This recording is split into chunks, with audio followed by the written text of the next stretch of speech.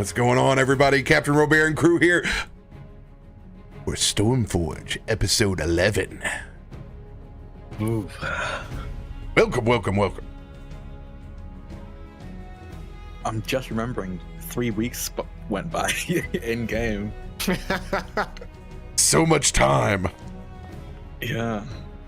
I have to fill the roll log in. It's been deleted over here so people can see. Oh. Done. Now the mystery's over. Damn, my divine intervention did not work. That's just not true. For all episodes. In all fairness, when it does work, it's not mine, it's our divine intervention at that point, because everybody piles into it and creates the story, and then the dice are like, okay, you can have this one. It's fine. Absolutely.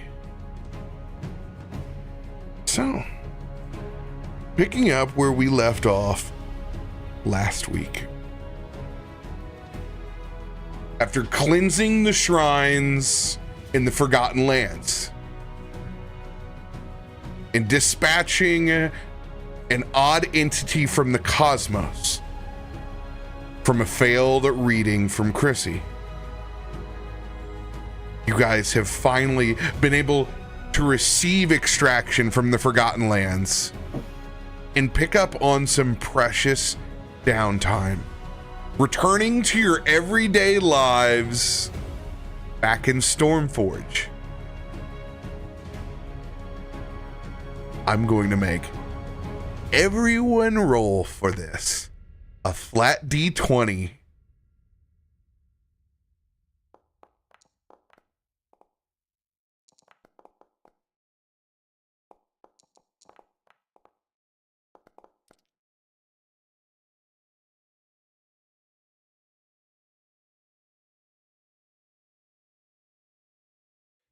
14, 18, 9, 2. Tyvar.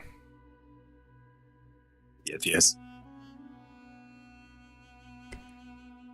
While you will have an opportunity to go over the course of your entire week,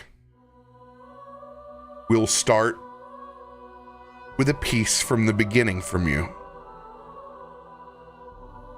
You can start at any point in time you so wish. Jump around to events of that week, or you can start off chronologically. No matter what, the story is yours to tell. Give us the first piece of what your week has been like post-adventuring in this new world. Tyvar has been a big buggy nerd. That's what he's been doing. Since returning to the Amber Forge and reconnecting with Kallisto's family, there's been a big emphasis on Kallisto and Loluphia's mother, Vi. And in particular, there has been the interest in her position as a librarian. Earlier, there was the offer made of a library card, and Kaivar now has one, and he has been spending all of his time that he has spare at the library. There are moments here and there where he's bumped into people, and he still has the mornings where he wakes up happily from his crate and sits there, but most of his time he has spent perusing through stories that Vi has told him about.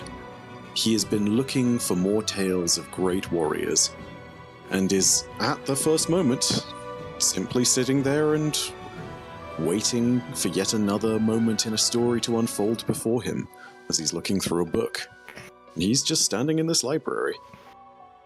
Now, And, first question.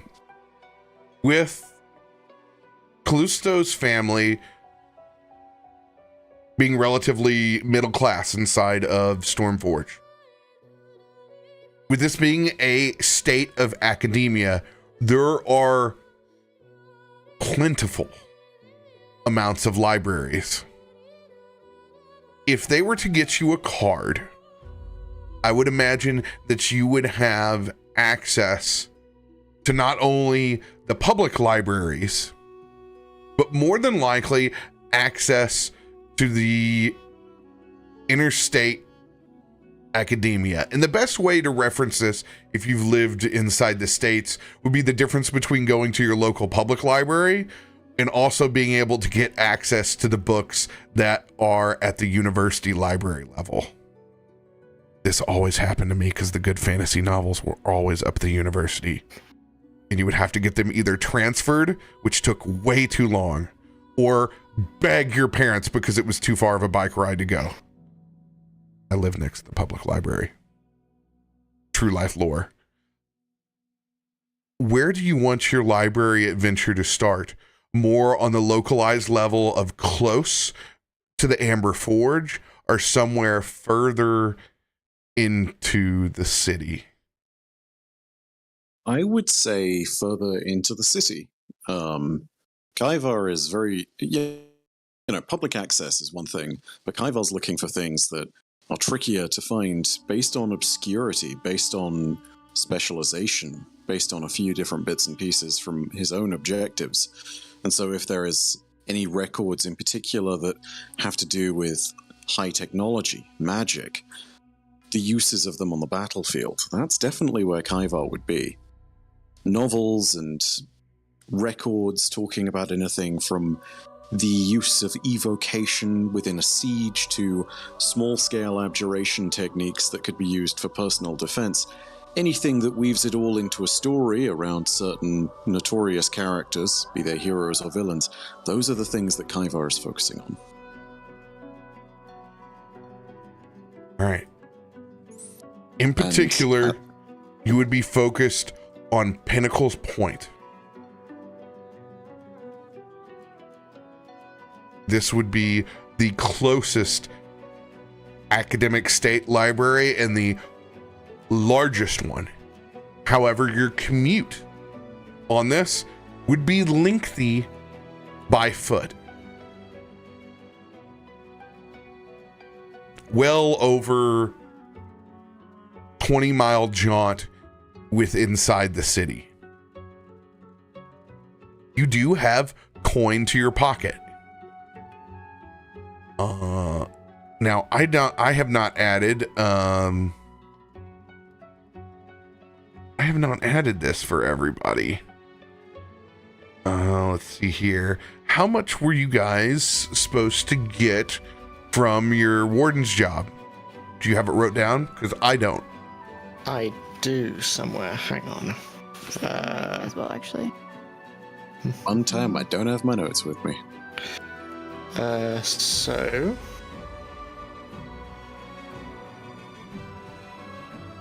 Oh, where is it? I definitely wrote it down. Or maybe I didn't? No, of all of the notes I made, gold was not one of them. I don't know if you told us. Yeah, I don't remember write it it down being either, and said. I would write that down. No, he got it in the note, but it was at the very end of an episode, so I can understand it. Very end or very beginning, right? Because the note arrives at the end of episode 5, I think. And then yeah, the we didn't read it until the next episode. yeah, maybe we the didn't. beginning. Yeah, so end of episode 6. Or no, maybe we did read it at the end. Oh my gosh, this is gonna now mess with me. Well, what we'll do is I'm pretty sure, and I'm going to go back off of the chart. I believe you guys are at the 200 gold piece.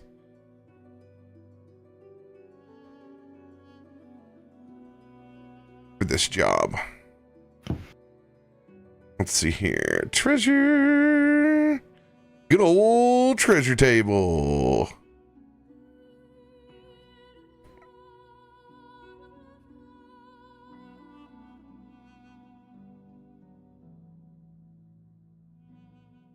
Go ahead and put down.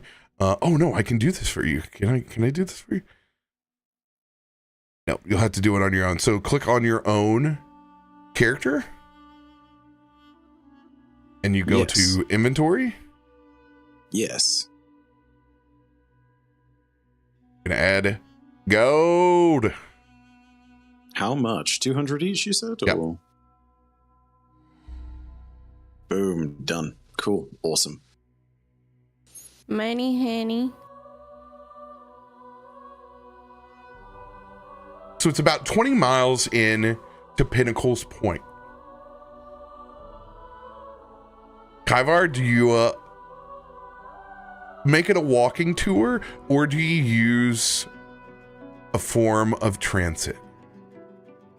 How much does the form of transit cost, I guess, is the interesting question here. Actually, you know what? No. Kaivar wouldn't necessarily know that he can pay for transportation in the city, so he would walk. Yeah, he'd totally walk. He'd walk. I until believe someone that tells you would him be otherwise. given recommendations from Kallisto's family, more than likely, 100%. but it would ultimately always be your choice. Let's say I'm trying this for the first time. How about that? That sounds like good fun. Let's say I've wandered off a whole bunch, come back at the end of each day, seeming a little bit worse for wear as far as tiredness, and someone said, "Did you even take transit?" Yeah. Let's say this is the very first time I'm doing it.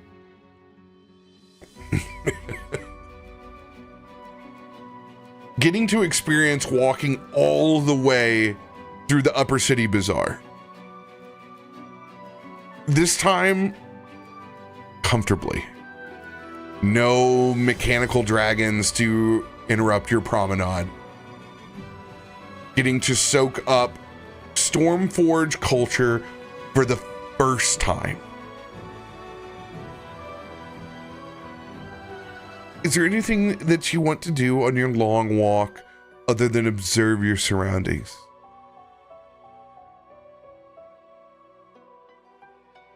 Ivar is going to... actually, before I say any of this, sorry if you can hear the ambulance in the background, I don't know what's going on. What kind of transit is this? Is it a one-person rickshaw, or is it like a carriage? Is this even like a tram? This is your first time walking that we're describing. Oh, okay. My apologies. Again, sorry about the ambulance. Yeah, the first time looking around, I think Kaivar is very much still just taking it all in. Certainly wouldn't be in the position to stop and add anything to the book if the chance came along. But in particular, he's watching out for two things, which is the presence of guards and the presence of other combatants. He's not had a great experience with the guards. He quietly knows that he has done some terrible things to guards here and there, but also he's looking out for combatants because he knows that they are dangerous, and also knows that some of them provide stories. If he sees bounty hunters on the way, or someone who looks as though they're some kind of street thug, or someone in between who looks like a shady character that you don't necessarily get to assess the abilities of until it's too late, those are the figures that really stand out in the crowd. And then there's the few people, and this is rare if I'm remembering correctly, because Stormforge doesn't really practice magic as much, or certain kinds of it. There are the few people who are obviously practitioners, and they are the true sore thumbs. They're the ones that stand out the most. Go ahead and roll your perception check.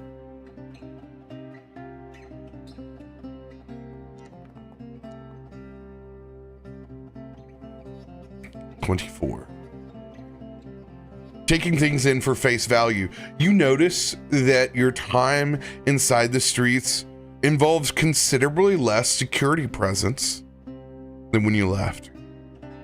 Things have either calmed down, or the natural state of the city is less focused on security than what you initially thought.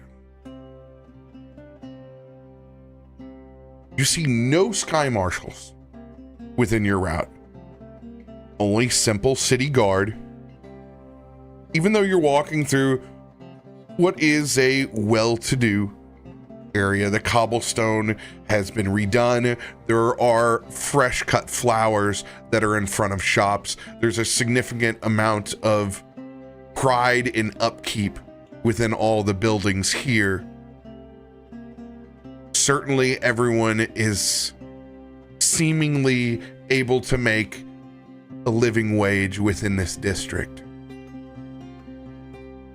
As Kaivar walks past one of those slightly better trimmed front gardens in front of one of the stores, he quickly smells one of the flowers, gives a kind of like sniff, and then very quickly just eats the whole thing and then keeps walking. There's a small child that's staring up at you from the window of the shop. It's a small candy shop, as they have a handful of just large malted milk balls that they've reached in with their scoop, as they have a small stack, and you can see their two parents there by the side, as his eyes are as big as the malted milk balls that he's pouring into that sack. Seeing this insectoid for the first time, lean in next to him, and the parents holding him by the shoulders at first, and just pointing out that there are all kinds of differences in ancestries in Stormforge. And then you bite that flower immediately, and it's like as they pull him a couple of steps back. It's kind of like those moments in the zoo where the child is all of a sudden frightened because the animal clearly sees them through the clear glass and has made contact. Kaivar notices the distress and then momentarily powers out the Vox and just says, sorry, yes, and then continues walking on his way. Speechless. After a long trek, one that takes you most of your morning, you arrive at Pinnacle's Point. It is a massive set of steps. Uncomfortable 1950s style step and a half almost. That seems to go up forever. Because what old library doesn't have an obnoxious amount of steps before you get into it? In particular, this library is very cylindrical and vertical. As you walk in past the column doors, it has the build of almost a silo. With the top of the building coming to a point that can almost look very Indian in architectural style. The stacks range from the bottom all the way up to the top, as there are multiple spiral staircases. 6 in total inside Pinnacle's Point that rises up. It's a massive library. What are you looking for in particular?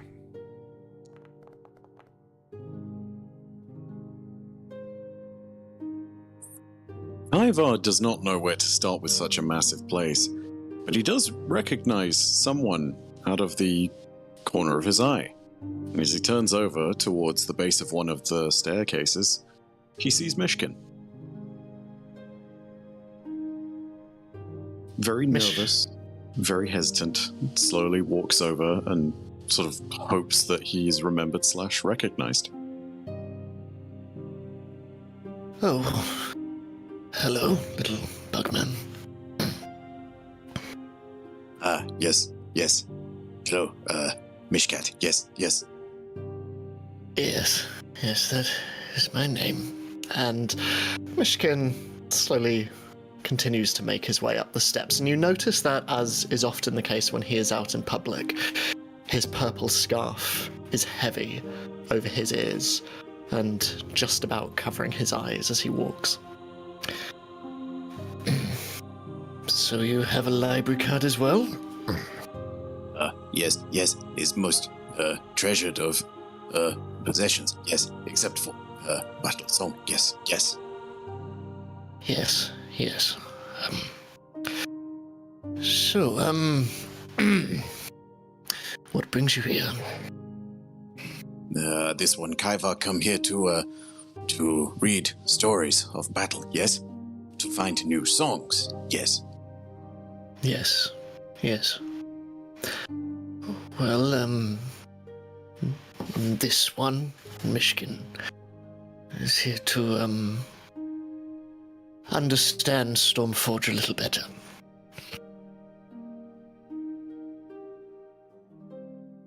What about Stormforge?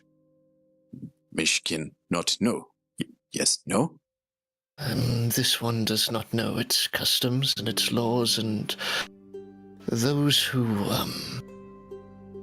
run it. Stormforge, created by, engineers, warriors? Dun Vulcan dwarves, artificers, non-believers in the ways of magic. Kaivar, when he hears the sort of ideas of what this people is, starts to scroll through his book, and after taking a cursory glance, doesn't seem to come up with anything. Yes. New song to be sung, yes, yes. We search as one, find, song together, yes? If Kaivar would like to sing with this one, Myshkin would be most honored. Kaivar, this one, Myshkin, is curious. That book of yours. It is living, yes? Kaivar momentarily sort of has a little bit of hesitation, but then decides to go ahead and put his best foot forward. And as both of you are sort of ascending the stairs, he brings out the book again and shows you the spine more specifically. And you can see that it is indeed, as you've said, it is living. You can see more particularly the bits of the interlocking exoskeleton and how there is in fact, whilst some books would have this nice leather-bound spine, in this instance it's almost a little bit soft to the touch, like moss. And that's no mistake either, because it is almost like the upside of a moth. It's almost paradoxically, for a book, got this exterior of something that would consume a book and consume all that knowledge away. And yet, as Kaivar then proceeds to open it up, you can see that inside, again, there's that wing-like membrane. Yes. This important. Yes. This Kaivar's, purpose. This song, yes? Many songs. And is this purpose... and Myshkin gestures to the book. Is this purpose your friend, ally, colleague?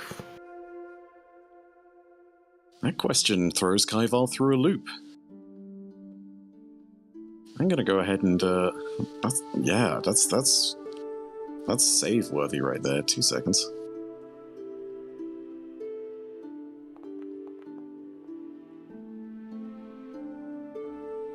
Seeing that you're a practitioner of magic, Kaivar has known exactly what you can do. He is in that position where you've fought side by side and you've saved each other. So he opts to trust.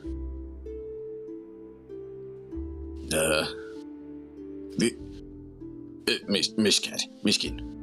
This one Kaiva no of family, of friends, yes. Yes. This one Kaiva is new to this. This song, this part of Clutch, yes. But is maybe family, is maybe not, yes, no. This this contain song, this contain stories, contain and hold them for others. Yes. This one understands. Is Kaivar's purpose. Kaivar record song. Kaivar's clutch collect song so that others will know, so that others other can survive, can live. Yes. What does Kaivar mean by other? And at this point, I would say we've reached the top of these very steep steps. Oh, roll a diplomacy check. Okay.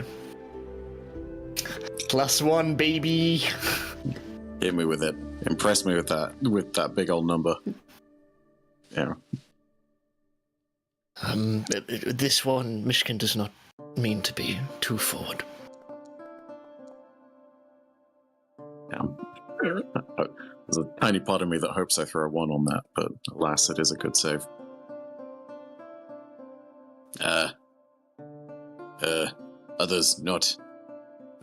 Others not Kaivar's clutch, but others important, more important than Kaivar. Yes, yes. Others look like, behave like Kaivar, but yes. Others from afar. Yes. How far? No, this no. one is No. curious. Not distance. People. Yes. Can I help you? Yes, this one, sorry, I am looking to,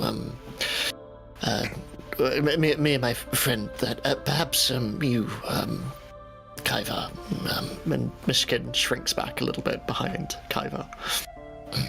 As a female halfling with green academic robes, about shoulder length brunette hair, seems to be around 50 or 60 years old. Small set of spectacles extended out over her nose. Walks with just a tad bit of limp on the right side, but well put together overall. Yes. Yes. Hello. This one Kaivar. This one look for tales of Stormforge creation story. Yes. They're gonna- Yes. They're gonna glance you up and down for a second.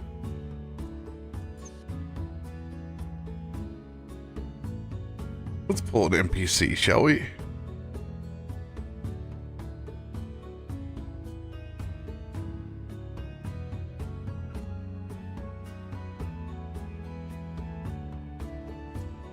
I love this one. As in this track of music? No, this one. Oh. Sorry, I was totally not It's all recognizing what the hell called- is going on. I realized Loves it far too late that I've basically adopted some of the speech patterns of both the Skaven from Warhammer Fantasy and the oh god, what are the jellyfish from Mass Effect? God, how am I forgetting this? I'm a huge Mass Effect nerd. God, like all the Protheans and Kindlers. How can I remember that? And not the Hanar. There we go. Yeah, it's part Skaven, part Hanar, part Bug. It's kind of the way that I've unfortunately played it out. I feel like Cattrade took some from Kaivar's book. I love it. Here's my favorite no part one- about the Pathfinder module. I have librarian NPCs Yo, already what? statted. It's a That's beautiful amazing. thing. Damn, they know their stuff too. A history of Stormforge. Well,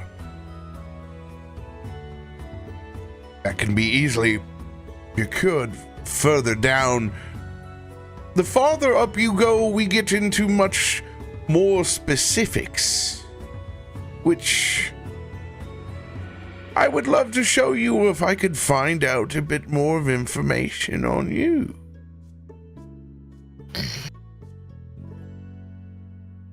What would you refer as the collective name of your people? So between themselves, they don't actually have a collective name. The only Perfect. one Let's Right? have white people tell you who you are. So, And you know what? It's funny because the only thing Kaivar knows to call his own species is they from afar, because that is literally what it's been called to him from one of the first people that he ever met on Fultura. He did not know how to describe his people, so he said, I come from far away. And then that's what it's been picked up as, just they from afar. I know very little of the people of they from afar. Let alone, we don't receive that many guests. Let alone someone seeking knowledge. Are you an ambassador?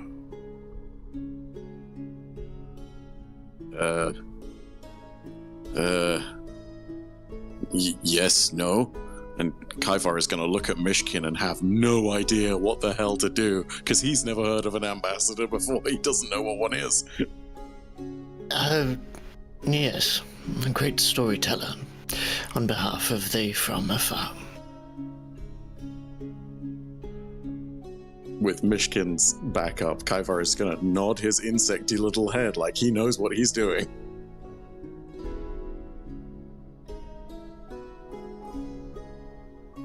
I believe there are conversations to be had. I would love to assist you in your studies if you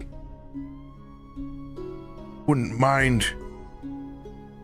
I hate to interrupt your intense studies with your current company, but if you could join me for tea in about a half hour. Would that be possible?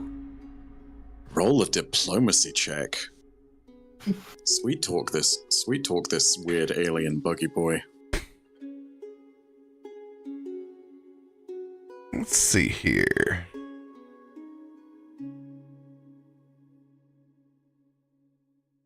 Give me my skills.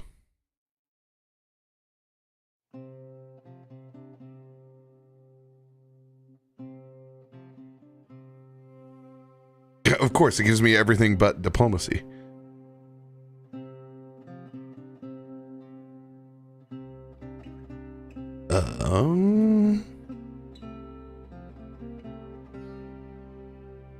Let's see here. I will just use our...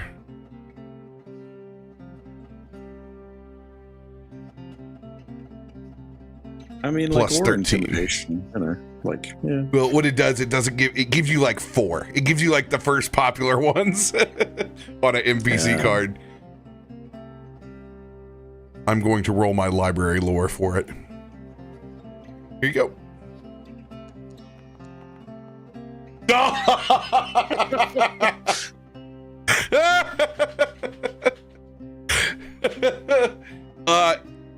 You're picking up all the vibes of someone that's far more interested in helping themselves than helping you.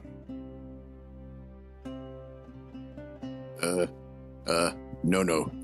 This one will simply, take stories of Stormforge. This one, Kaiva. Not like, tea. Yes.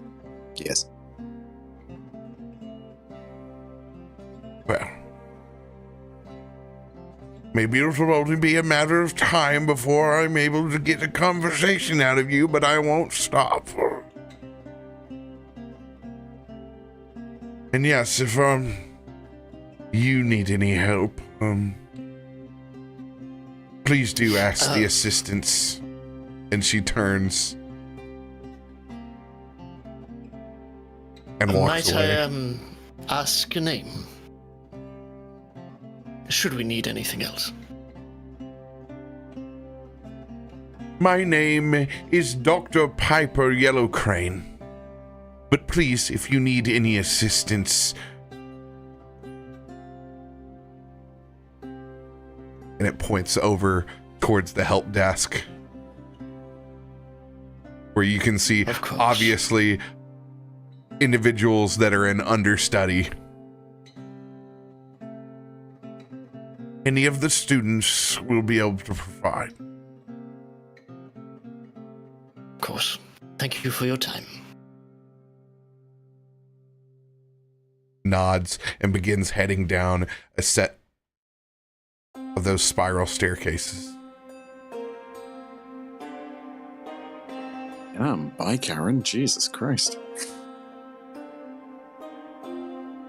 Myshkin is immediately making a note of these various private doors and staircases, just in case.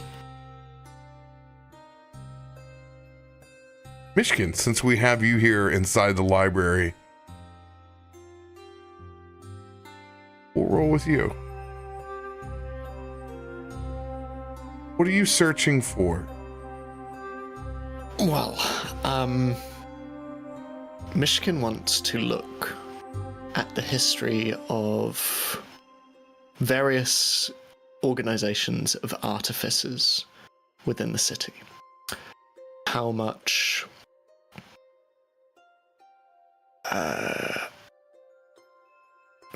power they wield, how much influence they hold. And he also wants to look for mentions of something very specific. The movements and the existence of something called the Caliber.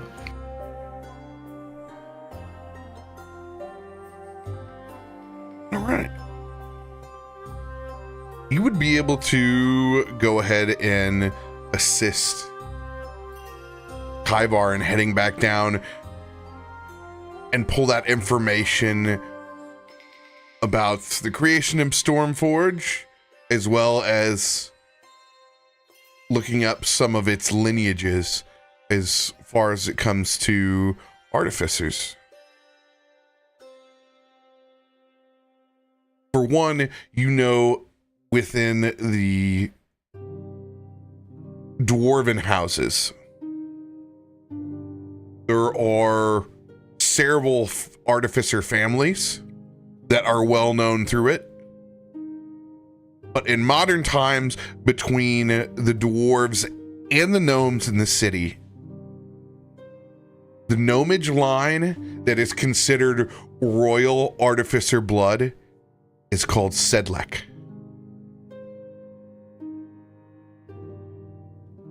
I will post these inside our own thread.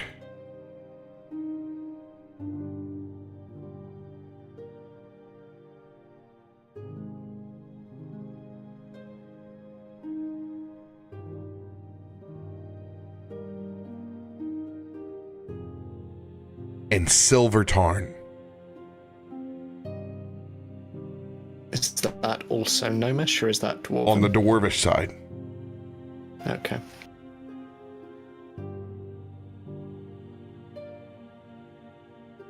Now, these are by no means the comprehensive list of famous artificers. These are just what's considered royal blood and family names. And in all of the history of these, not just these families, but artificer organizations going back 50, maybe 100 years, have there been instances, or are there records of individuals who have split off from these organizations, potentially in rogue sects or or to create potentially more extreme organizations. That kind of information is not contained in this library. Okay. Its slant and perspective is of the academic state here. And you should probably make note of that. This is the state opinion. Okay. So any materials found here will contain that slant. And looking around the library, is there any indication of more closed off or private areas, closed off to the public? This one, because of its space, has very little meeting rooms within it. It has a lot of open public room. There are a handful of them, but as you've seen, they seem to be connected to administrative offices. Almost everything inside this is a discourse, to where you're almost bumping into someone reading or researching the same thing. And you think that possibly that is a part of its own design. So I assume I read nothing about or any mentions of the caliber. Not inside these academic texts. Myshkin sighs, sitting next to a pile of books of various sizes and materials, and he is unsurprised, but learning is learning. And as he closes one of the books, he looks over at you, Kaivar. How goes your search of songs and stories? Oh, yes, is not what Kaiva expect, yes? War not with people, war with resources, yes? War with world, almost, yes. As Kaivar is referring to the way that Stormforge had to be founded and the sort of ascent of technology within the city that allowed it to become this floating metropolis. As he's doing that, he's actually going to use a little bit of his magic, and he's going to use Transcribe Conflict. And as he does so, he lays down his book next to... This is totally not as is the thing, this is flavor, not actual mechanics. But he sets his book down next to the one that he's been reading, and holds one hand on each, and a page begins to fill. And it's very much got this interesting note of boredom. And this is the weird thing that can be picked up from it. Kaivar is picking up the story of everything that's happened to Stormforge and how it was founded, but he's also picking up the psychic echo of the mood of the person who was writing this particular copy at the time, which at the point is clearly boredom. This is something where they have been given the 15th iteration of this page to write, and there's nothing of it that has interested them personally. They've read it over and over again. They've heard it as a child as they grew up in the city, and this is the equivalent of them being forced to do dictation in, a very early English class. It's weird to see because some of the other pages prior have been really colorful and almost lively. It's like they ripple with energy. Chrissy's pages that she's filled out, and Farouk's too, all of them have their own signature to them, like a mark or an embellishment. And this one is about as dry as the piece of paper that Kaivar is copying it from, which is outstandingly different. But it describes the way that resources had to be managed. It describes the way that the mines were eventually dug so deep that they had to find other solutions. Myshkin makes a note of this, and as he prepares to take books back to their respective shelves, just This one has never seen magic quite like Kaivar's before. Little bugman. Is this one Kaivar's does not use not like you, not magic like you, yes? No? This one Kaivar is strength, no, power of mind, yes? Yes? Power of mind. There's something beautiful in what Kaivar does. Yes, yes. But beauty from all have strength, no, power of mind, but is different for every clutch, every family. Yes, yes? And Kaivar is going to turn to Farouk's page as he does so, and you can see that it's quite literally that manifestation as has been described. Everyone has that power within them, but it manifests very differently. Farouk's page is rippling with warm energy, and you can see that even in the lines that are traced in the wing-like membrane, it's almost as though they cluster in small places, almost like a group of people sitting around a central point, like a fire or a communal dwelling or anything that might bring a small group of people together. And you can see the patterns themselves within the page rippling with that golden hue. And you can, if you reach out and touch it, potentially feel more. That's a choice I leave up to you on that one, Ed. Myshkin looks at the pages, and the beauty, and the power you speak of. And he looks at you, Kaivar. Yes. There is beauty in many. Not all of these ones. And with that, he just takes his books and disappears into the library, preparing to leave. Kaivar cocks his head at that. Doesn't really know what to make of it. Doesn't quite understand. Wonders whether it's something lost in translation for a moment, whether there's a different definition of beauty in the sense that he's described it as this psychic uniqueness.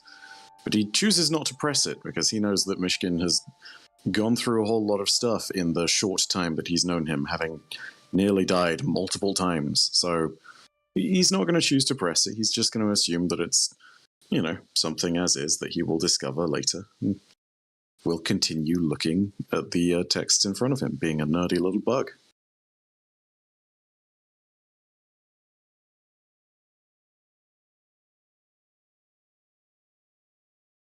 Before we hop to the next person,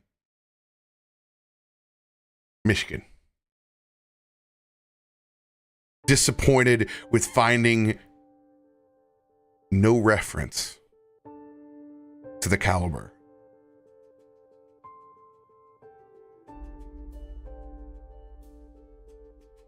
Do you want to share your thoughts on what that is and what it means? Or would you rather keep them inside your character's head?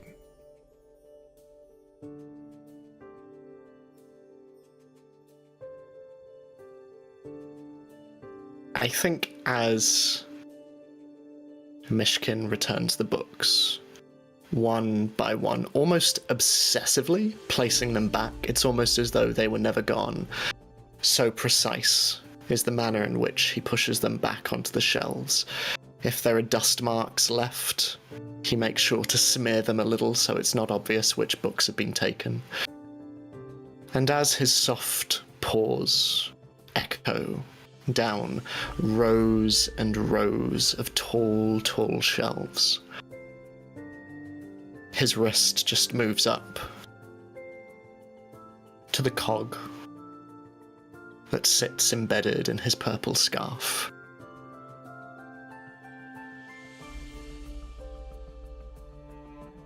And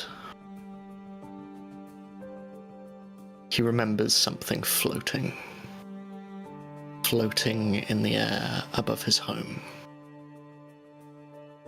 A very, very long time ago, from which descended only death and loss. He shakes it from his head again, not wishing to experience it another time this week. And he places the last book back and returns to Kaiva.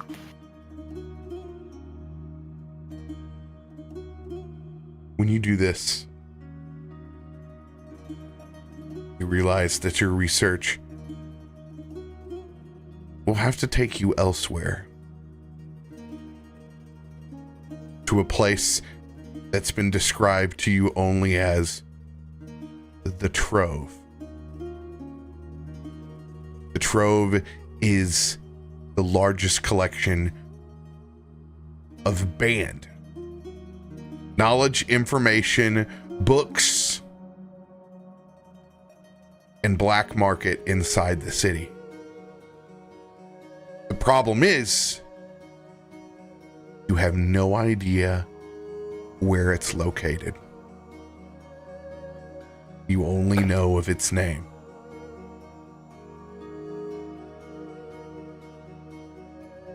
Think of, if you have any experience inside of the Elder Scrolls realm, of an entire city center that is based around the black market. There is both ability to fence goods, but also its own intact library and information.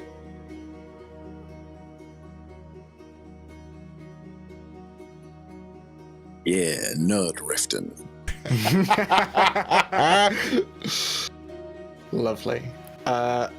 Overhearing this, I'm presuming on one of his many walks back and forth between the houses of knowledge in the city, Myshkin is going to carry these words, the Trove, with him. And the next time he has a moment alone with Loluphia, but more specifically, Kallisto, he will bring it up. Loluphia, Kallisto, Chrissy, who would like to be next?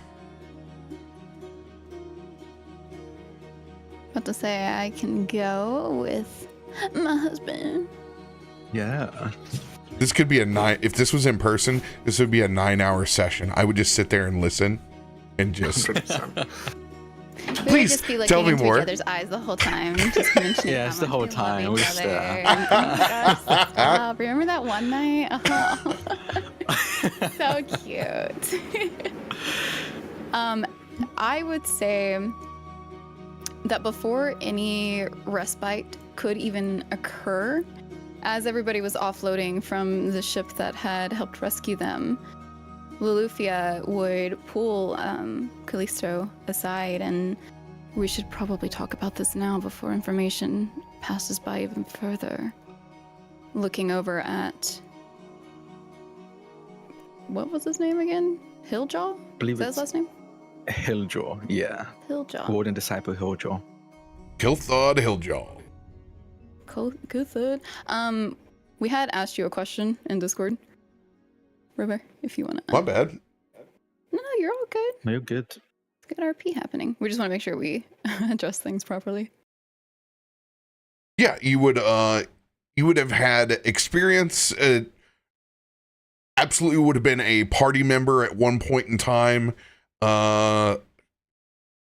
Political wise, would sit somewhere on the in between. Think of him as a person that can hold a leadership position within the Warden's Lodge, largely committee-ish, and has always been a reliable associate. Okay, so we would be able to be pretty casual, 100%. speaking wise. Yes. All right. Then I would assume that Kallisto would come with her to approach. Yep, 100%. Yeah. All right, buddy. Before we separate, what's going on? Yeah, what happened? You said we were away for 3 weeks? You tell me. No, you tell us. We couldn't find you at all. Did you even try tracking us? We haven't gone far. You would try tracking. You know how much oil we burned. No, actually, I don't. We couldn't find you at any of the open shrines. We searched We've the only ones gone to all 2. around. I don't know what to tell you. For us, it was only maybe 2 days.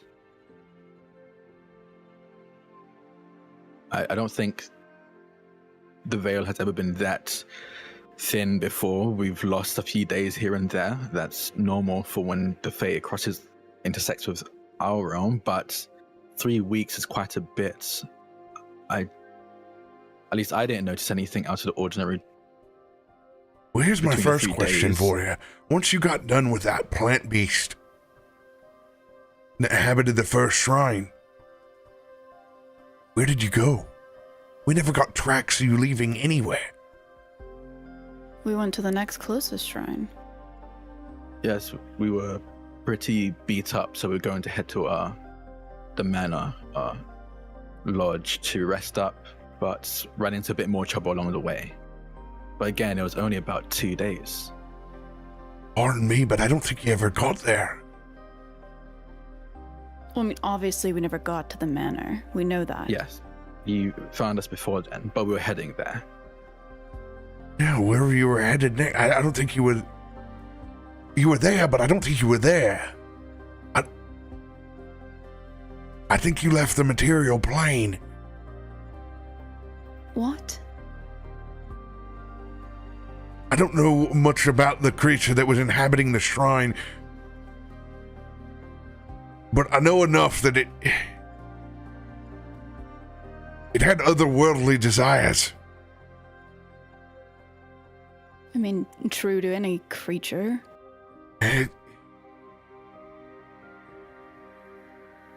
I think It had its Kallisto own would way have- of casting its own level of night. You saw the stars, didn't you? Well, Yes. and she's gonna kind of glance back quickly at Chrissy and then glance back at Hilljaw. We saw different variations of different kinds of stars. Yeah, so we Chrissy just kind of were- waves. Yeah, we not the were natural told that kind. this thing, it was connected to the Fae realm. I think you, Luffy, you got swallowed. Did you see anything within it? God, I don't know, did I? Did you get swallowed? From the first one, yeah. Yeah. More than once. I had a great time. But I don't know, did I see anything within it? God, I don't know how you two do it. I'd be a nervous wreck if that was my partner out there. Honestly, I'd be more nervous if it was me or Loluphia alone, but we had each other's back, so I wasn't too worried. She's gonna That you glance at do. you. Don't lie to yourself, you were terrified. On a try and roll a performance check. Performance of deception. I don't think you're trying to lie. I think you're just trying to hide the fact that he has been caught. Would that still be deception? I guess that would still be deception.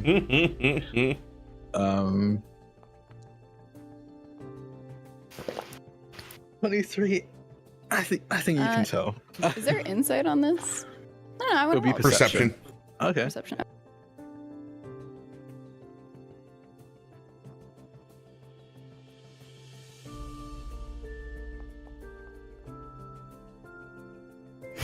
Barely. So I think you She can. looks a little confused. Well, I think I it's a assume she knows you, but at the same time, it's like, oh, okay. Maybe. No, I think because the deception isn't for like lying, it's to hide more from Huthard than anyone else that you caught him in his lie.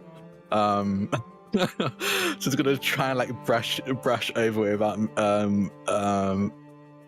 saying anything else. But no, I think you can absolutely tell that he was terrified and he's just trying to play cool, I guess, in front of this co-worker. All right. Well, did you I did write talk up. to anybody else? Oh, go ahead. Oh. Yeah, he Hey. can I've tell. known you long enough. Yeah. But dude, you're so in love with your wife. Shut up. There's definitely an eye roll. Pretty fine. Yeah, I was worried, but we've also been in tougher situations, so I wasn't that worried. I was a normal amount of worried a husband would be if their wife was consumed by a fey plant creature from another realm. Anyway, back to the passing of time. We can talk. Yes. Has anything happened while we were away? Anything we need to know about at the very least?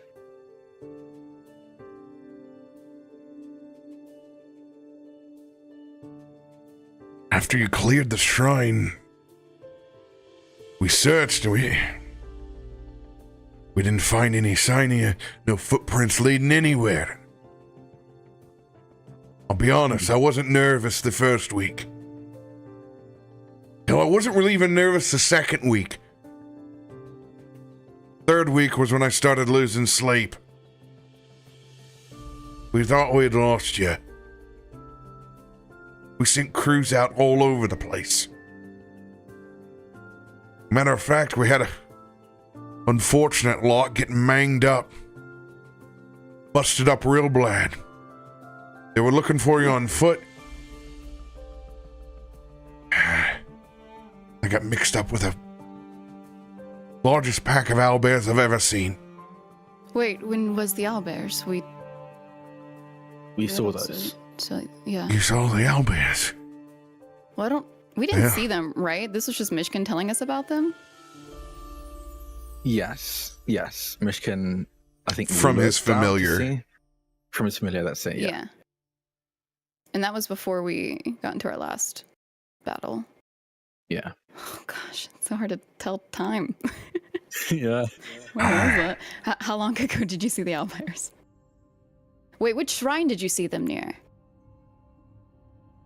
Okay. Hold on here. So, you knew about the owlbears. It seems Yes. like you've walked the line. You walked the veil out.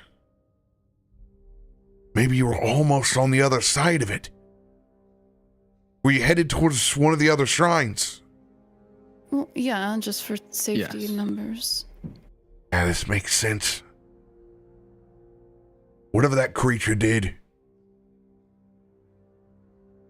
had you walking on the upside down.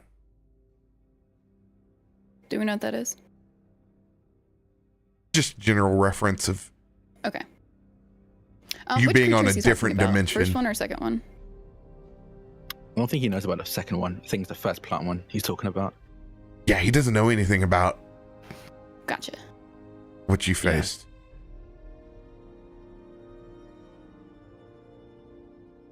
Well, we're probably going to have to figure out where exactly we walked through that veil and at the very least put up, I don't know, something to obstruct others from passing through without knowing.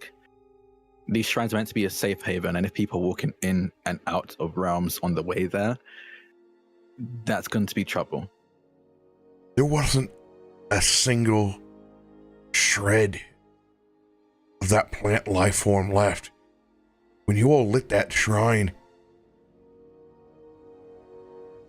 it destroyed everything. Of just the creature, right? Nothing else? Yes. I'm talking scorched earth, withered, all the way down to the roots.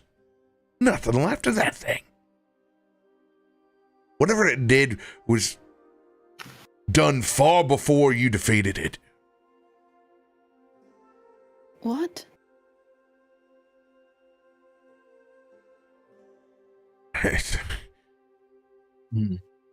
No way. There was nothing left of it. I mean, I did sear it quite a bit with my electricity. Yes, and we did burn any bits and pieces we could find. I was hoping I was thorough, but from the way you're describing it, it sounds like it wasn't even just me that made sure it was gone. Go ahead and give me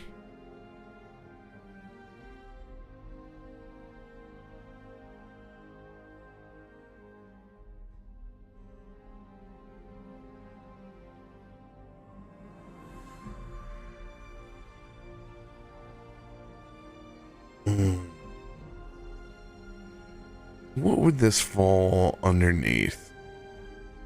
My highest one. Of Deception. course. Give it to me. For some reason, this is a deception roll. Do it. No, it's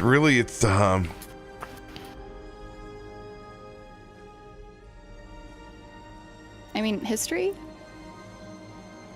And then yeah, we it's a just- kind of a history check, but we don't have history checks survival? Yeah, we don't have a history. here. Yeah, that's the hard part here. I mean, but yeah, would it be survival though? Just because we're wardens down there? Who are always down there? Go ahead and or- give me survival check on this. Survival. This will be your recall knowledge through survival. Okay. 20 not natural? 24. Sick. DC 21. All right, Kallisto, tell me everything. Kind of putting things together. Kallisto, you do remember that this plant completely encircled the party. With no access to the outside world, you would assume that whenever its vines wrapped and cocooned you in and you saw that different sky, had to have been when you were teleported into what 3 times. ever, whether it was the Fae or not, a different dimension and plane of existence. Albeit thin, because you were able to slowly begin and start walking yourself out. It would also describe how the entity that you encountered, something that you have never seen before, was able to get to you quickly and interact with you.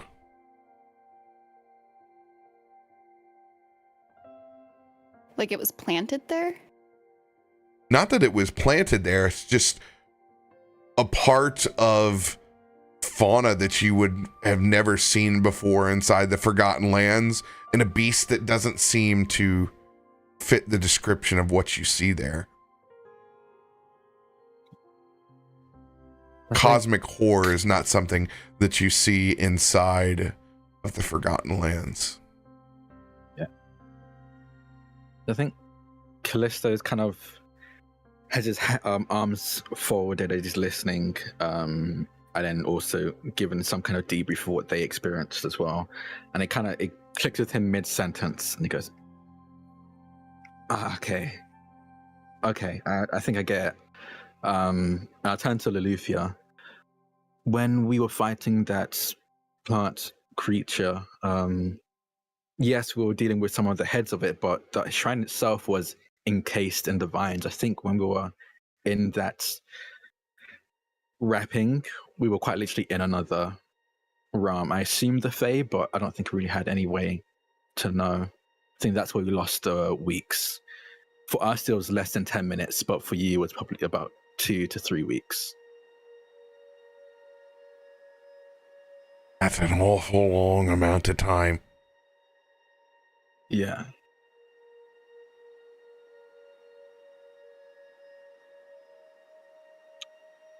Would Lolly have been able to tell if it was Fae? Like where we were, what we were, I guess, within or bordering? Nature or survival check? Well, Chrissy did say it a few times that we were Yeah. on the border of the Fae. And like the Lolly land of the is Fae. Yeah. So there What? was more than a few times that Chrissy did mention that. Belt, No confirmation, but certainly felt like it was the Fae. Thoidy.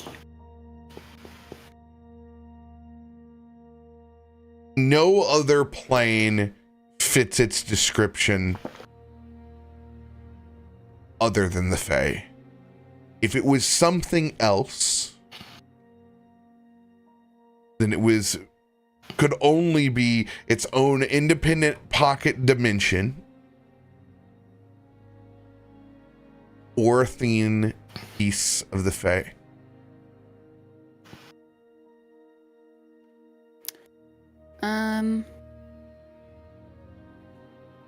So were we within the Fae? Like, is that something I could confirm? We don't know when we entered or exited. Like I said, it felt that way. Okay. No direct confirmation. It certainly felt that. Well, it definitely felt like the Fae. And with the passing of time, that part makes sense. Yeah. But it was the Forgotten Lands that looked no different than they ever have. Yes. Okay. Well, at the very least, it seems like we dealt with that issue then. Unless there's plant creature or things like it crop up anywhere else, I don't think anyone else will be losing time like that.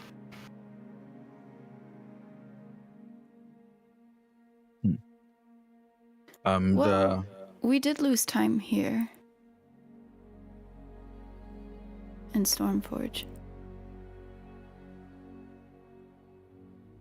I kind of give Loluphia a look, and with the pendant, telepathically I will ask, do we want to tell you thought about that? With her pendant also lighting up. And also, Cthulhu would be able to know what we're doing. Yeah, no, he would. Enough. I think he would knows know we're talking about to each this. other, and he's not invited. But she would respond, I mean, he's one of our most trusted friends. And we don't know if this is Kallisto going would to happen just- again. Kallisto would just nod and then kind of gesture for Loluphia to continue, since I believe she was the one that actually noticed it. Kallisto was the one that just got told about it. Yeah. And was it before we fought? Like, it was because I rolled a nat 20, and then I heard the bell finally, or ding again on an hour, which is when I noticed it. It was after the fight. Was it after the It was fight? after we fought the soldiers, I think. Yeah. Oh yeah, because those Yes. creature things were coming to get There us, was right? Yeah. It was Yeah. the first one just before the Voshborg showed up, I think, and then the second one was when everyone had gone to bed. And basically the entire thing was encapsulated at 3 o'clock. Because 3 o'clock struck twice, if that makes sense. Yes. Yes. Okay. Cool. Yeah. Then she would relay that, and have you experienced Voshborg since? Have you seen them? This time felt like it stood still. I wish you would have told me that from the beginning. Why? It's like 2 peas in a pod.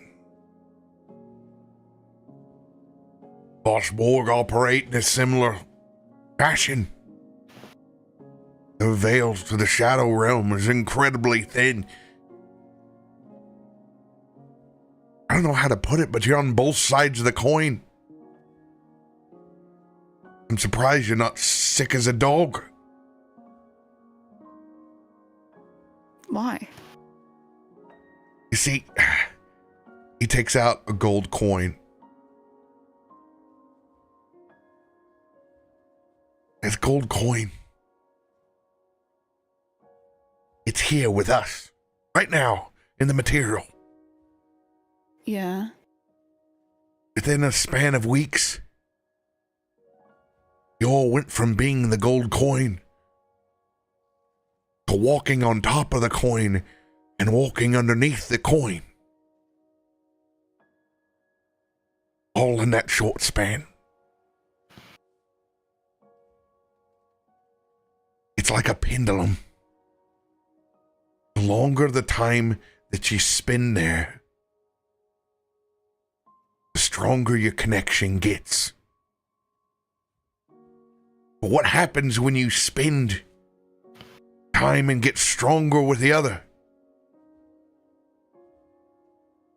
It swings you around and pulls you in the opposite direction even stronger. Well, is this something we can control, something that we can notice whenever it occurs? Because everything feels real.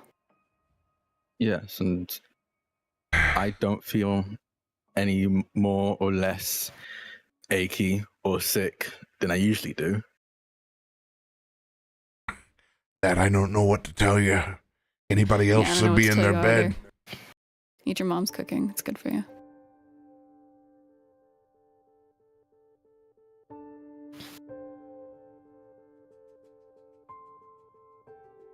Is there any way we can reset? Like Reset the time Okay, you that's missed. no. The pendulum, the magnetism that is currently on us. Well- The coin thing didn't help me. Magnetizing makes more sense to me. Can we demagnetize ourselves? Reset to 0 again, so that we're not pulled in any other direction. Yeah. Try not to mess with the Vossborg or take any jobs for a week. Lay up, eat some, Weak. get some rest. Most people don't. Let's put it this way. Other than you two, I don't know of anyone else that's gotten themselves involved in such a situation. You see those behind us? Yeah, they're just like us now. Yeah. Welcome to the roller coaster. You are the dynamic duo now. If Lovely. that's what it takes to eat cooking at the Amber Forge, then I will absolutely sign up to be with the dynamic duo 7 days a Belly? week. Chrissy is like filing his nails and just kind of like doesn't even look up and bold of you to assume I don't do that already. What? What, walk these wild paths? Oh, I thought you meant eat at the Amber Forge. Just like I haven't seen you. Yes. Oh. I was concerned as well. Or not concerned. I was just confused that my parents wouldn't have told me that. But yes, you're also. Well, I won't invite you as my parents. You probably should ask them. But I'm sure they will be fine with all of you visiting and staying a while. No need. I appreciate the offer though, Kallisto. No problem. And he goes back to filing his nails. Anyway, you have to let us know if you hear anything else or see anything else, please. Yeah. And you do the same if you go running around with the Vossborg at 3 o'clock in the morning. Whoa! Never did it once. Things just happen. Of course. Very much wasn't on purpose. And Sky Marshal saved the city. Yeah. Okay, don't put us in that same pool. I'm just saying, for somebody that happened to be messing around with the My Vossborg. goodness, I wonder how well you could fly if I take away your feather fall. It's his beady eyes. How tall is he? 4'3". Cute. She would just put her finger against his forehead and just punch him back. Don't mess up my mohawk. Makes other Has to be people a think mohawk I'm to tough. mess up first. He headbutts your finger. Ow! Stop that. Crack the knuckle the next time. Before you go, since we've been put on mandated rest, and I'll pull out. I seem like it's kind of our job to write up debriefs of what we've run into when it comes to like warden missions. I'd pull out one The paperwork. the paperwork kind of stuff, and I hand over. Can you hand this pass this on? I'm sorry, would you ask him? I'll just ask him to pass it on to the where it seems we like file these kind of things and let it be known that we have completed this mission. Absolutely. Get it processed and get you payment quick as we can. Thank you. Thank you. Yeah, my pleasure. Again, before you go, quick question. You mentioned that a party went out searching for us and they got roughed up. Are they okay now? Yeah, they were laid up for good 7 days, but we got them all mended. I don't think any of them are out of work now. Like I said, they had a full week to recover before we even found you. The good news is, though, the work wasn't done in vain. Morale's still high. When they couldn't find you, that's... hearts and minds wander. They're just glad that they, well, let's just put it this way. The 5 or 6 of them, they would have split open every one of those owlbears trying to find your remains if they had to. I'll be sure to let them know we appreciate them. Indeed. I'm sure you might hear from a few of the folks. After all, people don't usually go disappearing for 3 weeks and reemerge, so I'm sure they'll thank you yourselves. And we can also thank them by having them at the Amber Forge. Tell them to come have some food. Yeah. Be careful what you wish for with these warden folk. They've been down in the Forgotten Lands for a while. It might eat you out of house and home. Whoa. We've been down there for 3 weeks. Don't worry. We're ready. That means they've been building up stock and supply, right? Oh, actually reminds me, we've been gone for 3 weeks. I told Ziva we're going to be gone for a couple of days. Oh, God. Oh. Yeah. I missed a few sermons. Didn't really think about that. Yeah. Even with Farouk's light schedule, he's been getting to realize he's counting down on his fingers of the times. Meets a friend to play chess once a week. Other places that he bums food off of. Oh my God. He's not even loyal to the Amber Forge. God. Well, before the Amber He doesn't Forge, bleed amber. Wow. he bleeds amber now, but before there were the certain, hit up the soup kitchen on Thursdays when he happens to be going through a stroll. They make a hell of a chicken salad on a croissant there. They have a full menu just because of Farouk now. Like they're not even a restaurant, but suddenly. I'm an older Ifrit. I can get my free coffee at Burger King, all right? AmberForge.tv/CaptainRoBear. We bleed amber.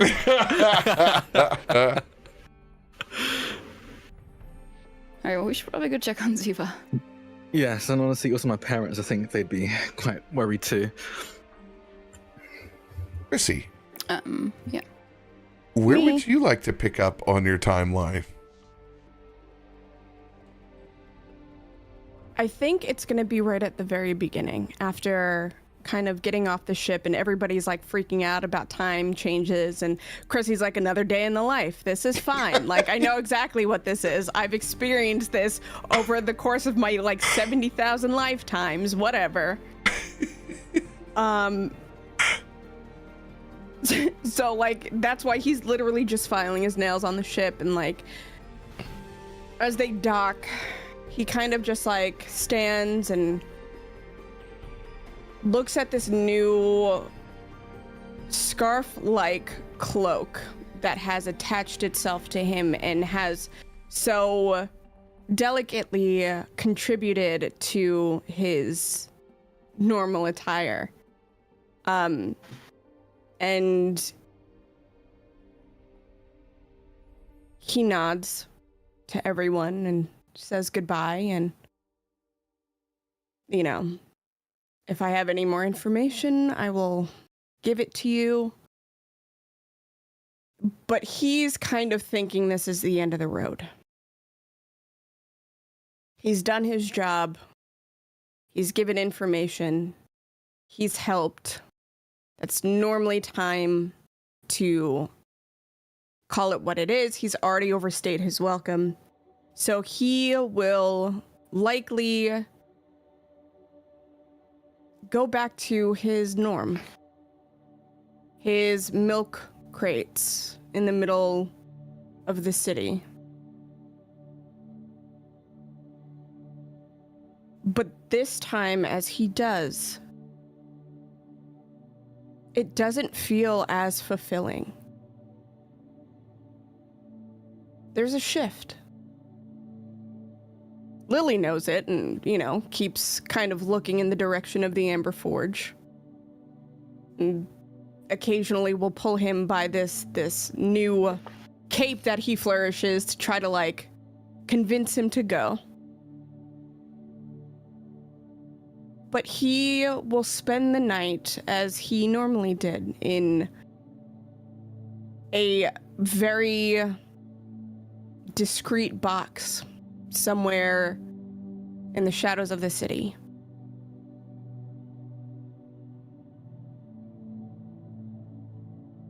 And he looks kind of at the deck that he got.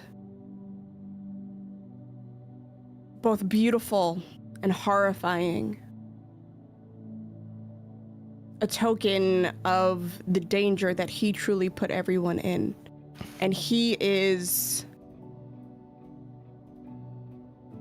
trying to process it as best as he can. Knowing that being an oracle means to walk the threads of fate delicately. And that anything can sway in one way or the other. And questioning his ability to be able to do so.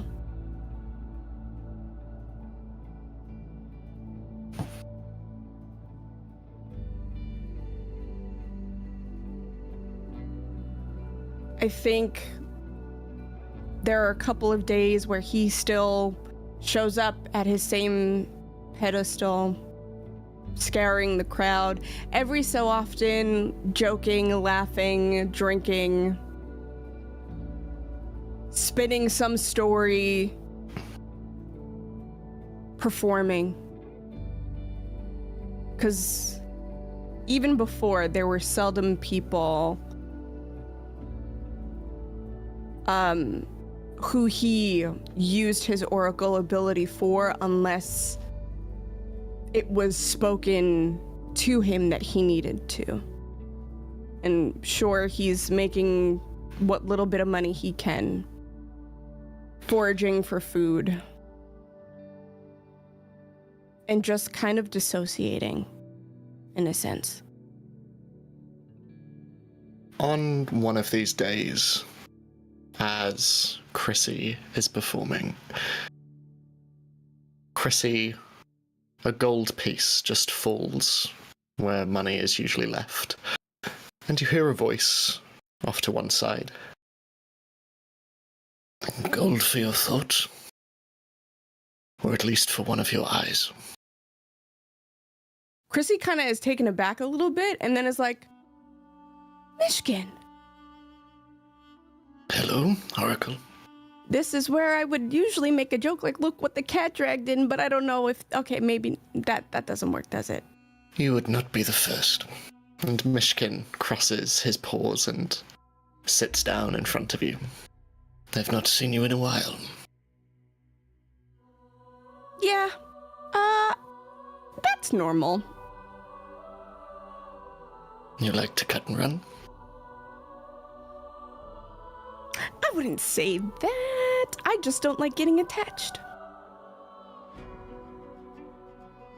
I can understand that. I started to like y'all a little too much, and then...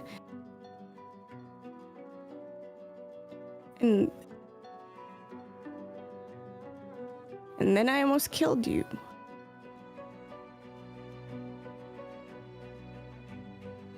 For someone who seems to carry 3 in 1, with the exception of this dog creature, you seem to like to be alone. It's better that way. It's what I'm used to. Farouk will drag me kicking and screaming to places because he says I need to be more social, but what do you know? How have you been? Less about me. How have you been? You look well in your fur. Is that bad to say? I don't know. Please.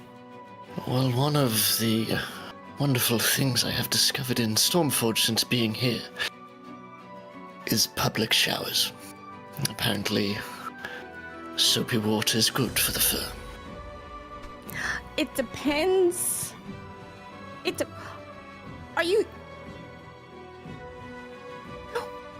Who told you that? Because there's certain things that you should not use for fur.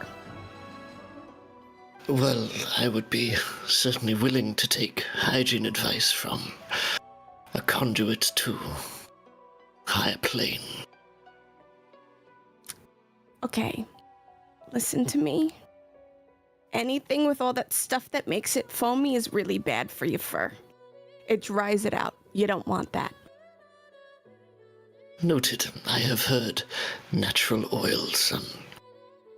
Coconut, perhaps, is good. Oh, Myshkin. We do love a good coconut oil, honey.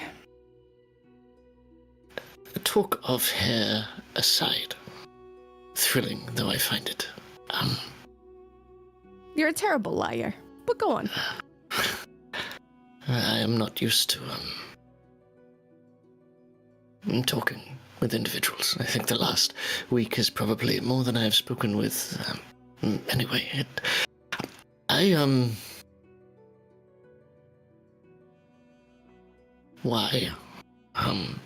why do you feel more comfortable out here on the streets with strangers?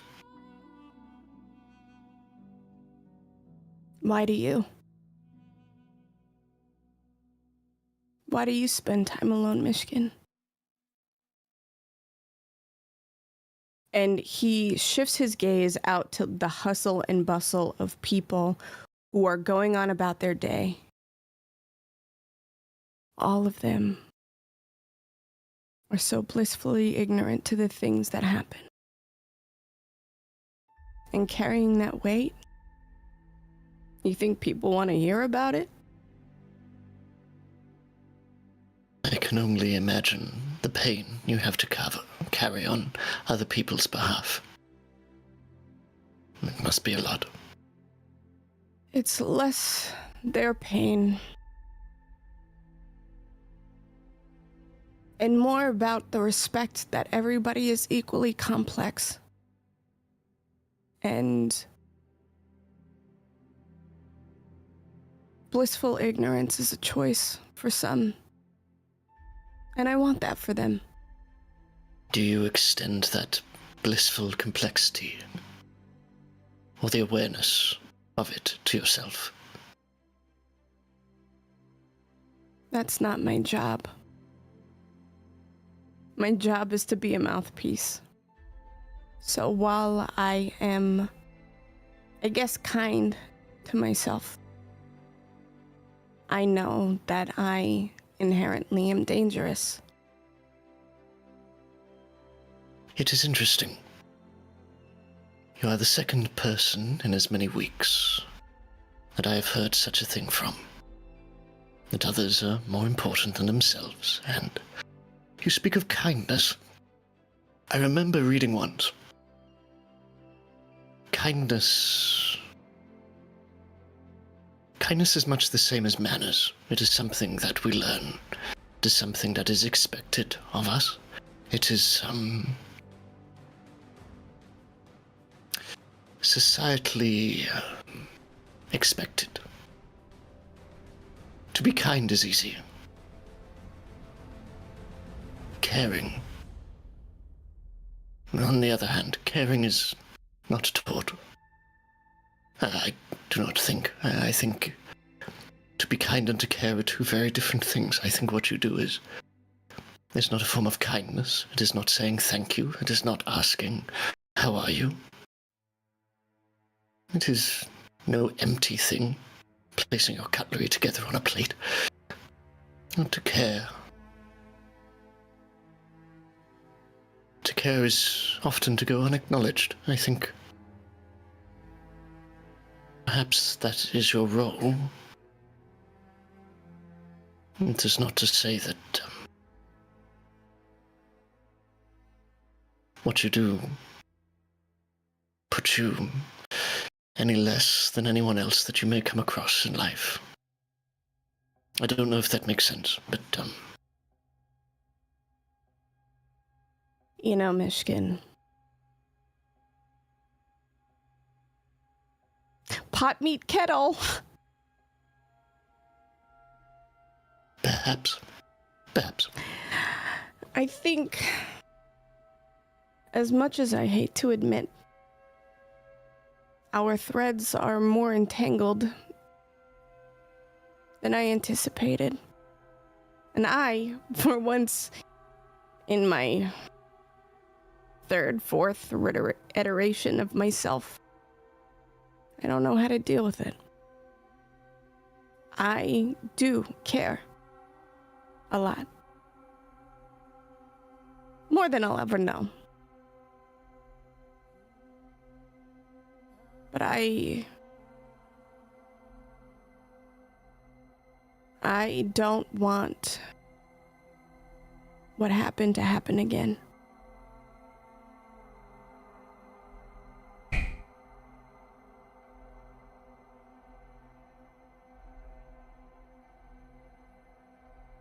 Your scars.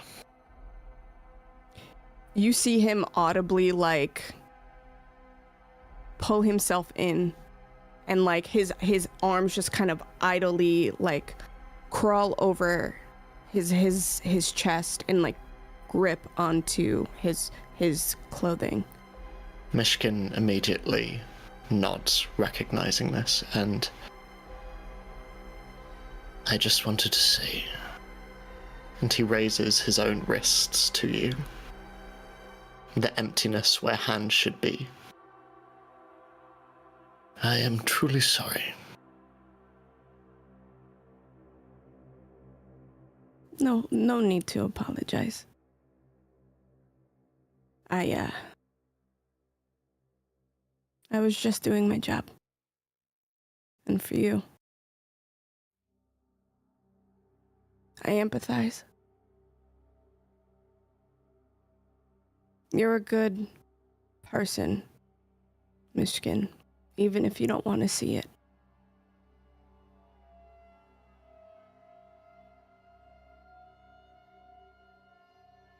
Thank you. Yeah, now go on. Get out of here before you make me cry. Actually, I was hoping you might walk with me, or flutter, whatever you prefer. I would like to explore these streets and see them through your eyes. Well, I haven't had a date in quite some time, so yeah, sure. I'm not doing anything. Well, if... I'm just kidding. All right, good, yes. I kind of look at Lily, who is like, if he could roll his eyes, he would. And just is like, fine, I'll stay here for comfort. And Chrissy flutters down and will kind of point to Myshkin's shoulder. I can't fly for too long. People swat at me, and I have a very short stride. Can I, your shoulder, is that okay? Myshkin looks quite taken aback. I mean, I could bring Lily. I'm leaving him because he knows. No. You know, It's and he looks down at his scarf, and Of course. Make yourself comfortable. Perfect. And so he just flutters up and like very casually like sits on Myshkin's shoulder.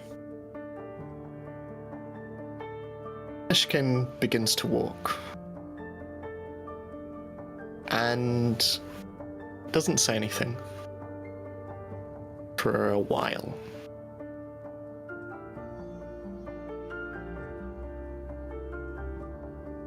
This scarf belonged to my mother. It's a lovely scarf. It must be really special.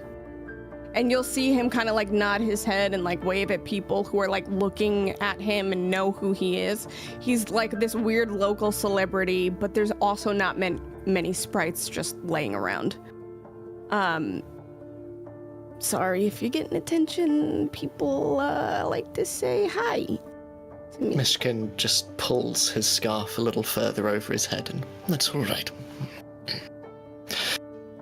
I was wondering if perhaps you wanted to join us for dinner at the Amber Forge. There's almost like a lump in Chrissy's throat as he tries to like really digest the invitation.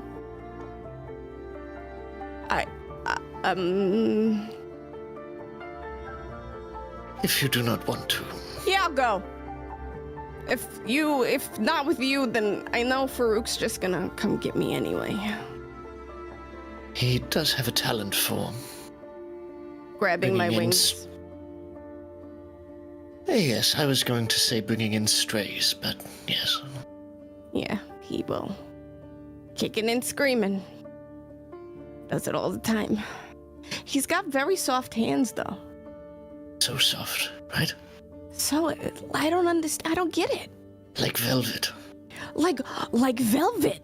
Yes. And at that point, like, Lily is following from, like, afar. Just kind of, like, dodging his way through the crowd.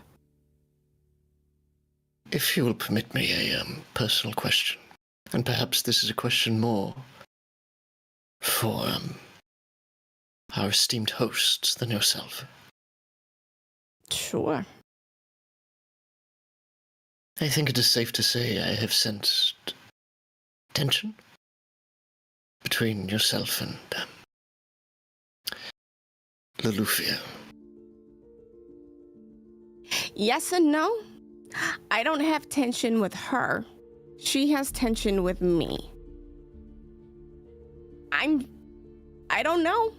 I mean, I thought I said I did something. I apologized. Before we went, she said it wasn't anything I said I did. I did. I don't know. I mean, you know, there are parts of me who are envious of her. How so? She has a partner. She has a family. Those are things that you want. Yeah. But they'll never be afforded to me. Not in that way. I suppose it must be lonely, having all of the answers, and those answers not necessarily being what the individuals who ask the questions want to hear. That's how I got my scars.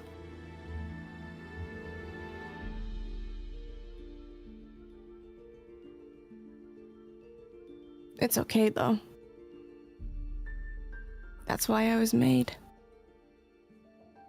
That's my job. It's the job of my people, though sparing we are. There's not many of us. And we are not a family. Where are the rest of your people? Elsewhere. Different planes of existence. Different stars. Wherever Nixie deemed that we should be. And this is where I am. And always have been. Well, for what it is worth, I am glad that Nixie placed you here. It meant our respective threads could intersect. You know, Myshkin, I'm starting to feel real glad too. Come on, let's go eat. I'm hungry. I hope they have nutmeg. I really like nutmeg. Oh, honeysuckle. I love honeysuckle. That's so good. Yes, I am. Their water's very nice. And Myshkin just walks towards the What do you mean? You Amber don't eat? And like you just hear, just for flavor, as they're walking and the camera pans out, you just hear Chrissy like, what do you mean water? You don't eat food? And like going back and forth.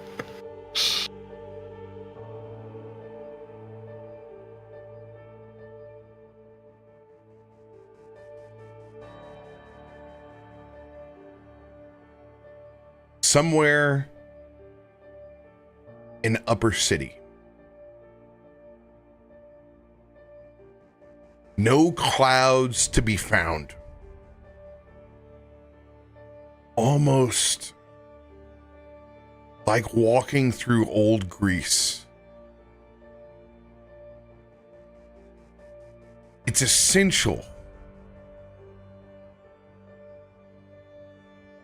to have things the color of alabaster white when you're this far into the atmosphere. The radiation of the sun can be unbearable for some. But for those that live and dwell in the Upper City, that bit of respite, of reflection, it's just enough to keep the domiciles here cool.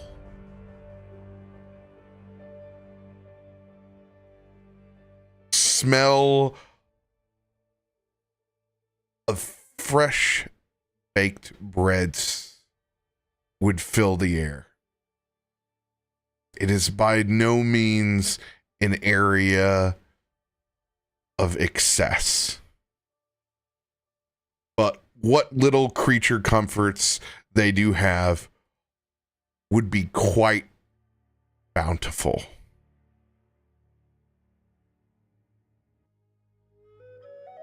You would smell also rich vegetable-laden stews. Almost anything that could be used to stretch out a good meal. These houses are so much more communal than the rest of the city. Gathered in almost always what would be considered a cul-de-sac style. These alabaster domains, almost kind of Pueblo-ish, gather with their front doors pointed out to their neighbors. Kids running about and playing in the center. No single individual is far from an uncle, a father, mother, or their many adopted aunts and uncles.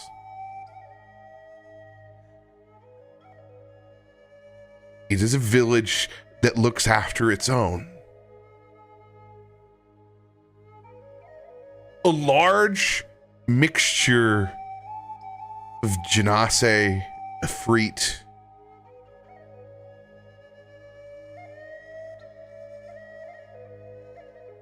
pick up the majority of individuals that are here. But there is still a mix of newcomers. Folks looking for opportunity or ones that can't afford to live anywhere else in the city. No place better to shack up than one of these dwellings. You're usually not far from someone, much like in college, that's lofting their space. Trying to get their bed up above so they can create their own workstation or office. A certain level of creativity, nothing wasted. As you are a far, far cry from the resources of the Forgotten Lands below.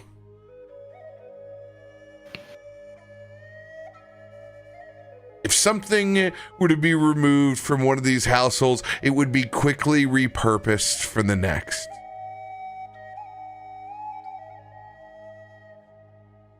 Faroük walking with a rather large sandwich to go, as he's been nibbling on both the chicken salad sandwich that he scored and what he was able to retrieve from the Amber Forge for lunch as well. It's not the first time that he's double dipped on lunch plans. But you can see he's taken the goods from the Amber Forge, and there's a trail of about 10 kids behind him, as he's made them all patiently wait until he's gotten to a center fountain inside one of these mini cul-de-sacs of dwellings. You can see he unwraps that massive hoagie that he's had with him. And he slowly, as every old man knows how to milk the time out of his situation, cuts it into finger sandwiches for the gallery of kids. As you can see, he pulls out from his knapsack a couple of other desserts that he's picked up from a couple of the other soup kitchens on his way through. You're killing me, man. Why you gotta do this with food? I love it. Well, Faroük, by all means, has always been known to put down a good meal. No one's necessarily known what he's always done with the rest. Always considered a person that obviously loved a midnight snack. He's been bringing back food to the Upper District for well over 50 years. A way of early survival for his people when work wasn't an opportunity. When times were much more leaner than they are now. He grew up in a time, as he can think in his mind, as he cuts those little fingerling sandwiches and sees the smiles one by one. The times they would rely on divination to cure that hunger.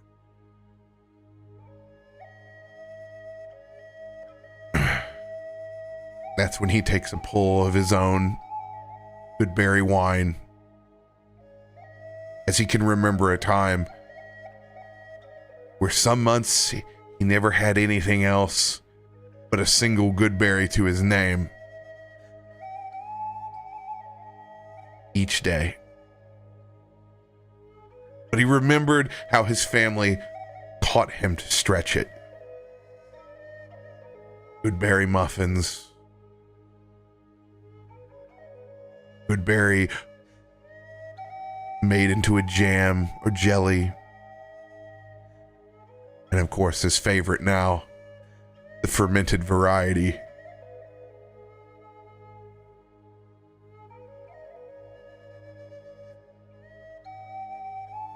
He can stare out and see that his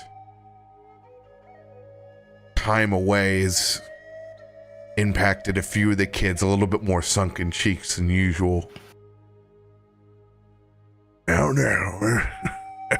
I don't plan on taking any kind of vacation that long ever again, little ones. At least not without sending something in my stead. As he feels that gold pouch for the first time. And it's almost disastrous with his intrusive thoughts. Because it's giving a lottery ticket to someone who's been borderline, not homeless, but really possessionless or possession free for most of their life. And they think like a child. I could build the biggest water fountain inside this town if I wanted to. I could.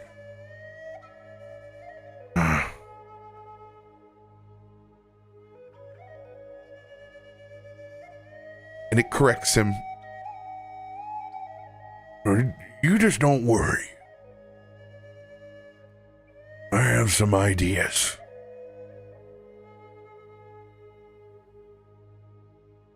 He finishes up handing out those fingerling sandwiches.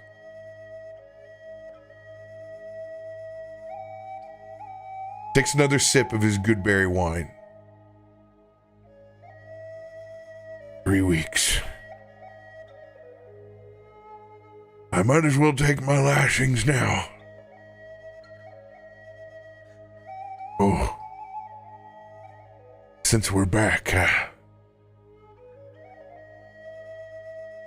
he heads over to his family dwelling. Walking past the old tin pictures of his ancestors past.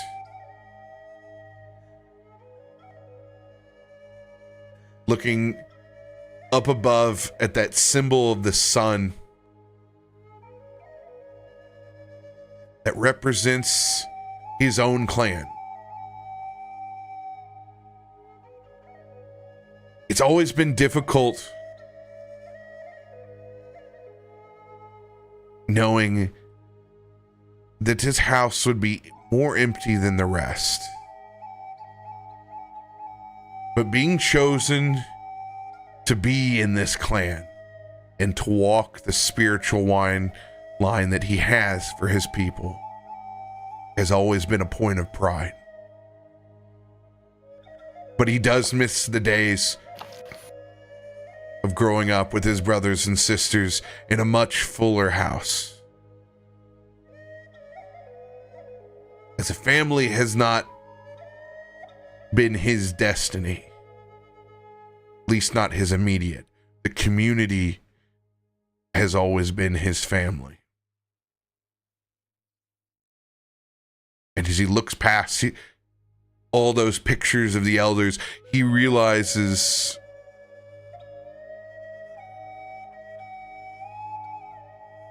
that he is growing in quite gracefully into their path. Even though he has many, many more years on this material plane, he's beginning to start to feel a bit more connected to them than the people on his own plane.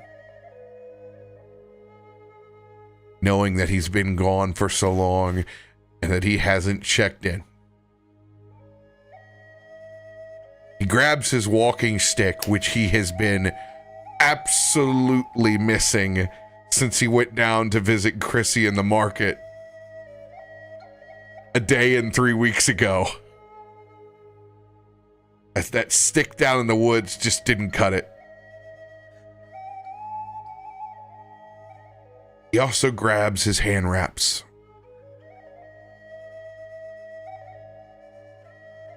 As he looks out towards that golden hour.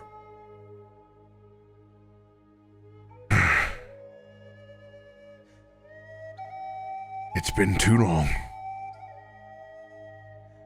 And with that sun raining down and a perfect god rays in the middle of this cluster of homes, he leans his staff and fixates his hand wraps. And he begins his praise for another day in the sun.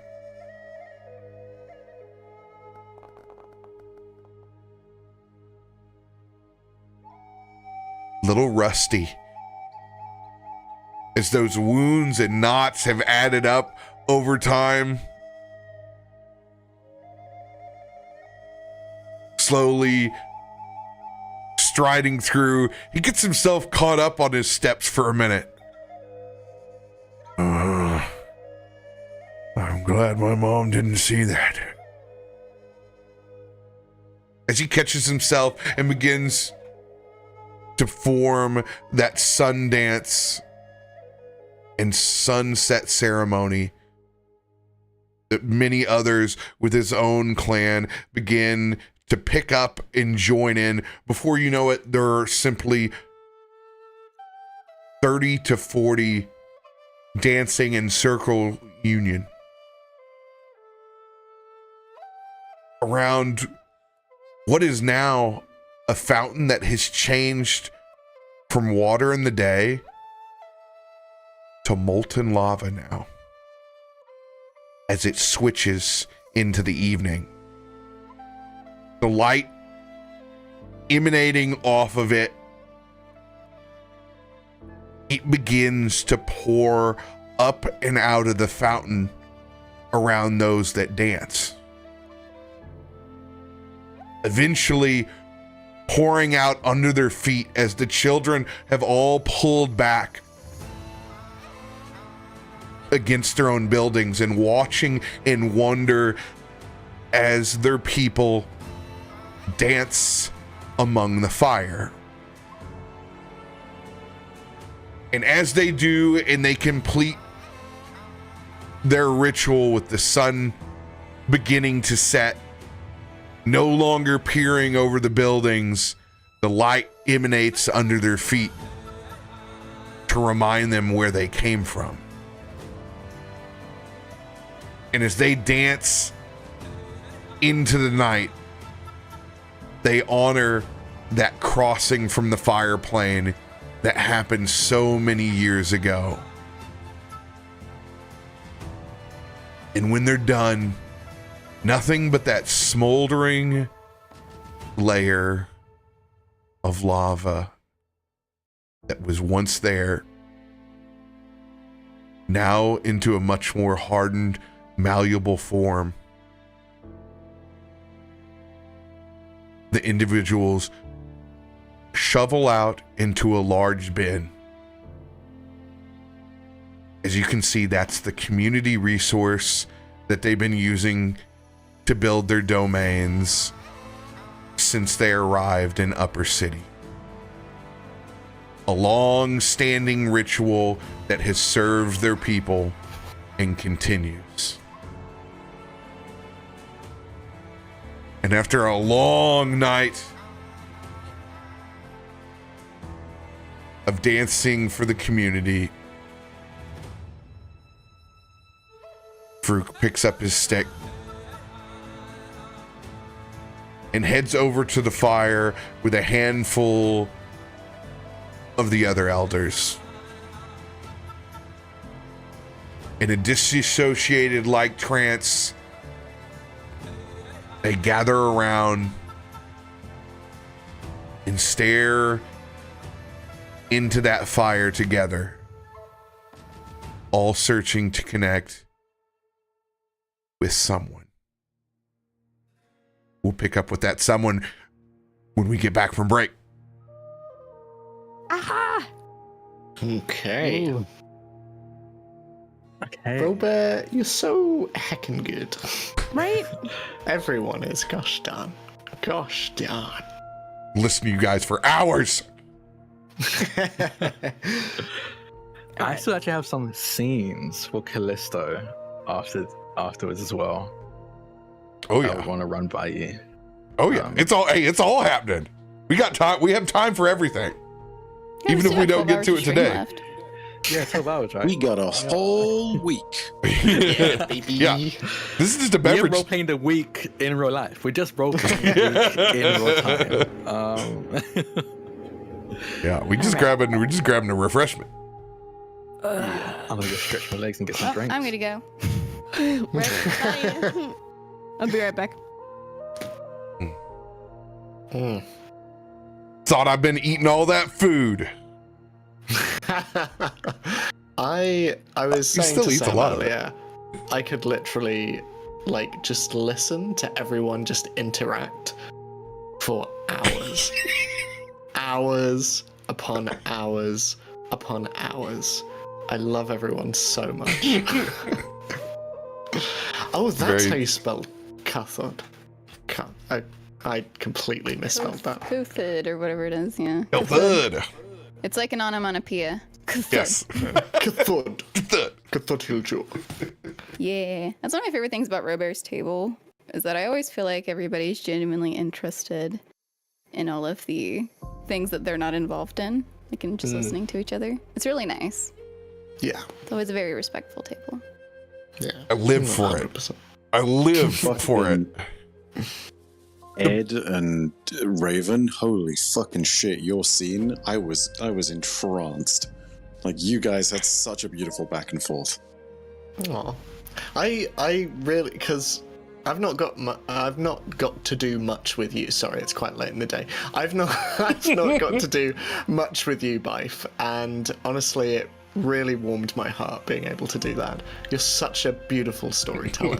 Like, just the way you describe things, and the way that your character moves, and the way he affects the world around him, and it's just, yeah, it's stunning. Really beautiful. You've just got this really lyrical way of just bringing everyone into your narrative and enhancing everyone else's. It's stunning.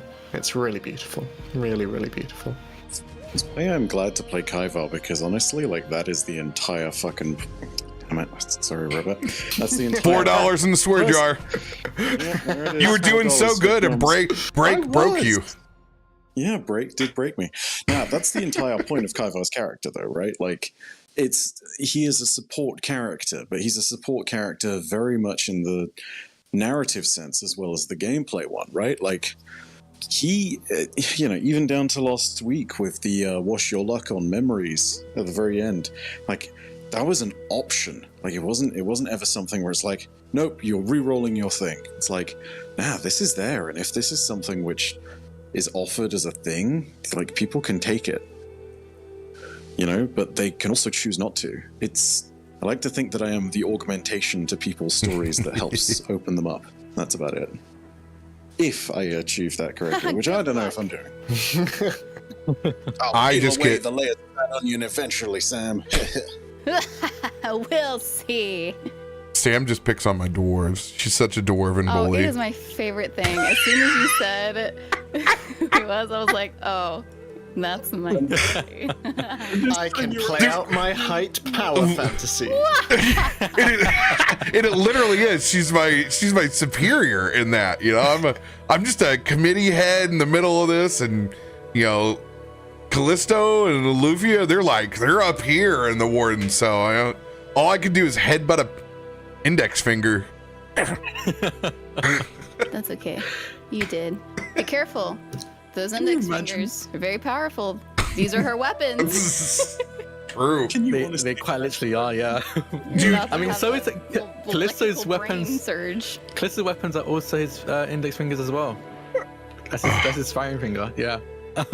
Can you imagine trying to start a prank war with a sorcerer or a bard? No, actually, I can't because I wouldn't. I will go grab That my sounds like beverage. a nightmare for anybody else who's not the sorcerer.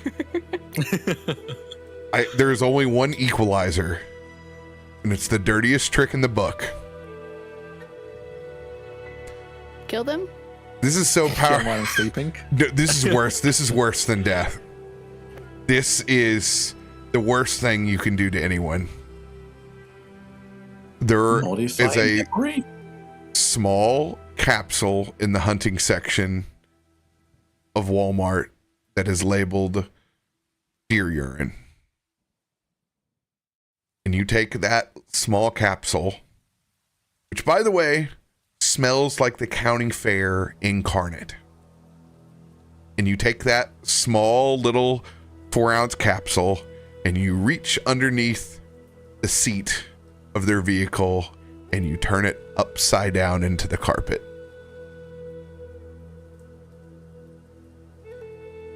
Why do I feel this is speaking from experience?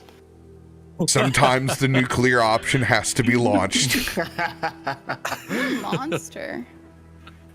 I had packing peanuts all the way up to my moonroof in my high school vehicle. It took...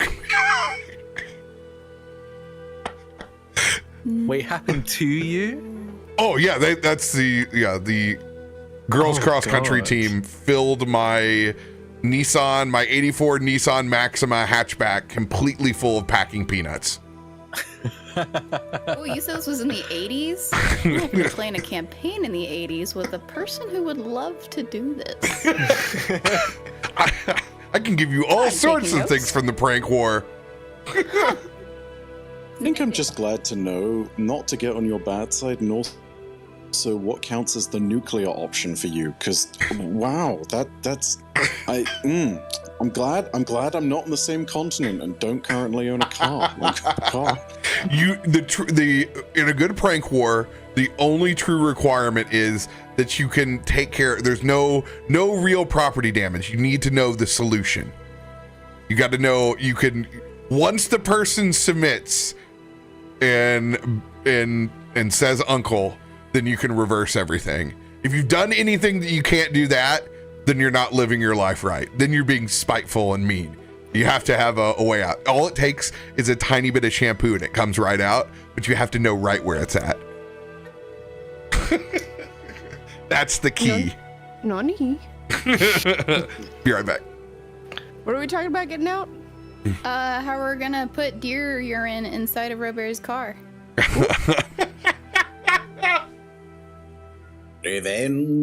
Revenge. Next time Revenge. me because of my puns. Oh, yeah, you would. Yeah, you oughta. I'm gonna mute myself so I can shovel food in my face hole. That's okay. Also, Raven, as soon you don't have to respond, go ahead and eat.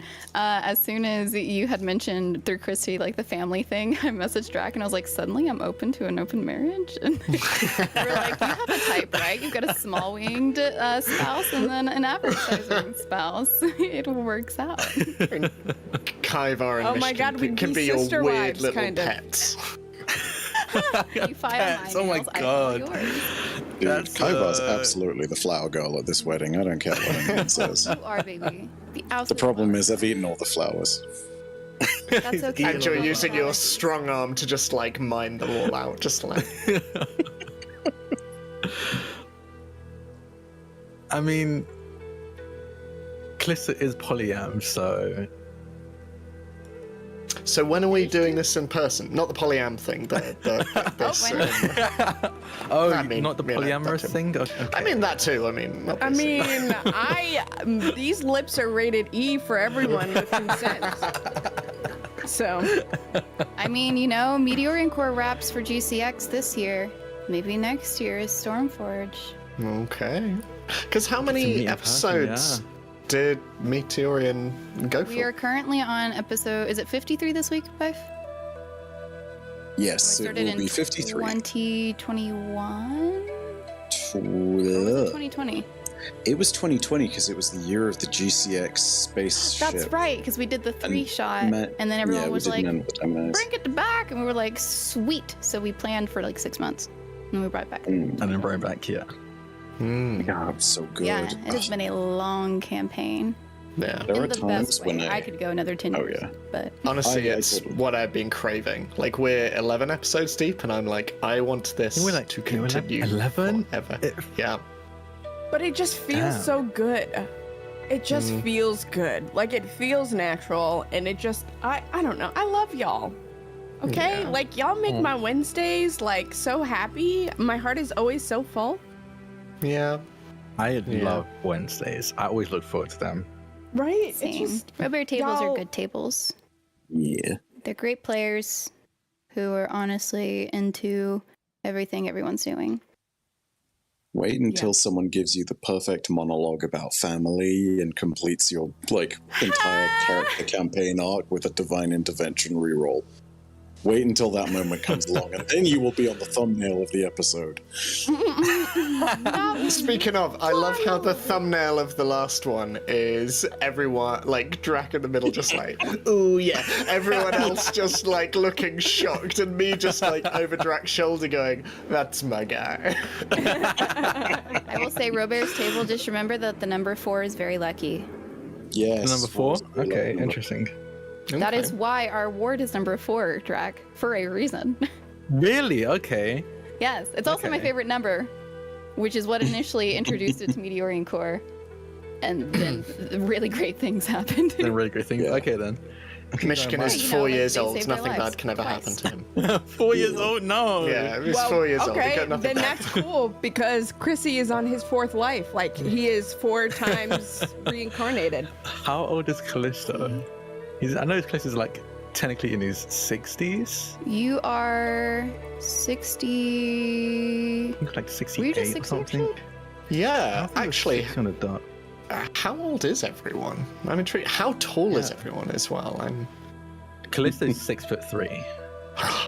I'm an inch taller than you. At his resting height, Ivar is Just- 5'4". I'm about to say Kaivar's 6'5". I would probably like Straight, if you straighten him out, yeah, sure. yeah. I would definitely taller if you straighten him out, but No, also no, would probably Chrissy be is the the most uncomfortable. Oh, Yeah, totally. I am a whole 9 inches. You're welcome. Plus 12 feet. Plus 12 feet. Yeah. Actually, plus 6 feet. That makes it more There's a fun. joke in there somewhere. I mean, say what you want. Yeah, Kallisto's 68 years old. I don't know how old I made Chrissy. Wait, how did I make Lolly? Let me see. I'm pretty sure you made Lolly 69. That's why I think I picked did, because 68. it was funny. Yeah, yeah. I think you were like 69. I was like, okay, Kallisto will be 68. So we have Oh, what the heck? not everyone's the funny number. In Foundry, I have her at 64. That is wrong. And in Foundry, you're Because we wanted her to be a 36, little Kallisto. older. So sprites are usually Oh yeah, no. freaking old. I have the physicality of a 36-year-old, but I am 68. Yeah, for Sylphs, she would look in her yeah. 20s. Which is why I was like, I need to make her older, because that just feels so young looking. Yeah. I think Chrissy is in the hundreds. Ooh, baby. Is that across all Chrissy's lifetimes, though, Yeah, or like, is that just which- across his That's current just one? this current iteration. Oh, dude, Ooh. that's awesome. Hey, RoBear, how tall is Farouk? And how old is he? Don't know how old Farouk is, and he is 6'6". Oh, he's taller than all He's the y'all. biggest boy. He's huge. Yeah. And then He's huge, but he's always got that lean going on. You know that old man lean? If there's a spot where he's been trying, he had his walking stick. Oh man, dude, I could feel Farouk's back crack whenever I found it when he was like, ah. Nice. Tell you though, if you stand up straight at a certain point, that's a hell of an intimidation check out of nowhere. That's gonna be great. Easily 6'9". Also, Lolly is 5'3". I made her my height because I thought that was fun. 315 Yeah, the pounds. Oh my god, I was actually 100% accurate. His age is question mark, 6'6", 315 pounds. Yeah, I don't have an age for Chrissy because like when I was looking at ages, like they go from like 150 years to like 1,000 years, and so I was like, he's old. He's been around, Roll a 2 D100s to see how old your character is. right? You should. Technically, Kallisto is question mark, but his estimation is he's about 68 years old. Nice, 103. 103 years old. So I will let you all in on this little bit of knowledge. Years are not a thing for Kaivar's people, because years are based on planetary alignments and things and yada yada yada. But this is his first excursion to a planetoid. This is his first outing on a world. So I feel like him and Chris gather from that have what you to will. talk about. Yeah. However, you have no idea what that means, because who knows how long Yeah. he stayed in his hive? Who knows where Wait, his does hive is? Kaivar have a book page? You don't know. Yeah. I love that. He Jumping does look 30 though. I'll say that. jumping back in to that communal fire.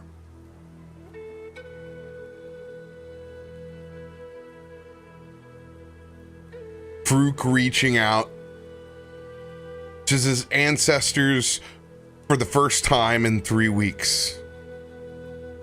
Back home in proper ritual. Focused in his own mind, actually on a moment in the past.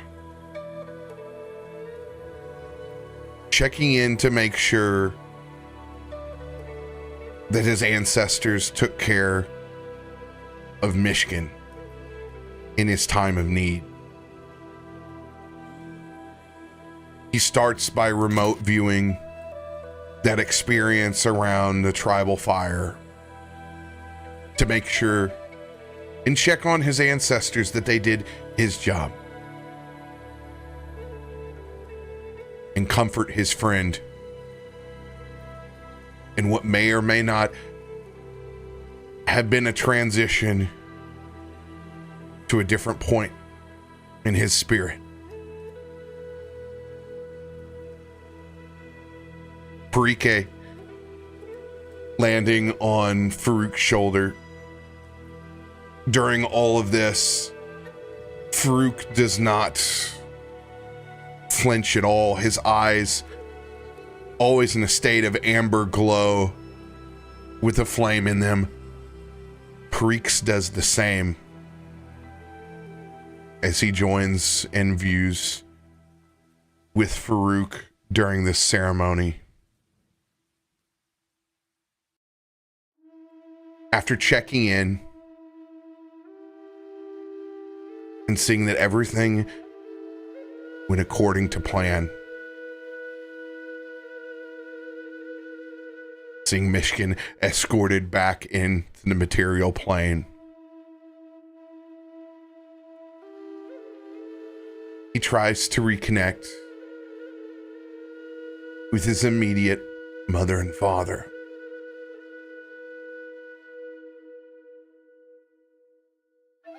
But something is blocking him. As he stares out into this metaphorical empty field, large tribal fire in the center, a massive one, almost a 3-story pallet fire. Both offset to the side where Farouk stands with Parikh and his mother and father on the other, almost 50 feet away. He wants to step forward, but he can't. He sees the same from his parents on the other side. Like a dream that's out of control, where you can't seem to do what you want. It always keeps looping back to the beginning.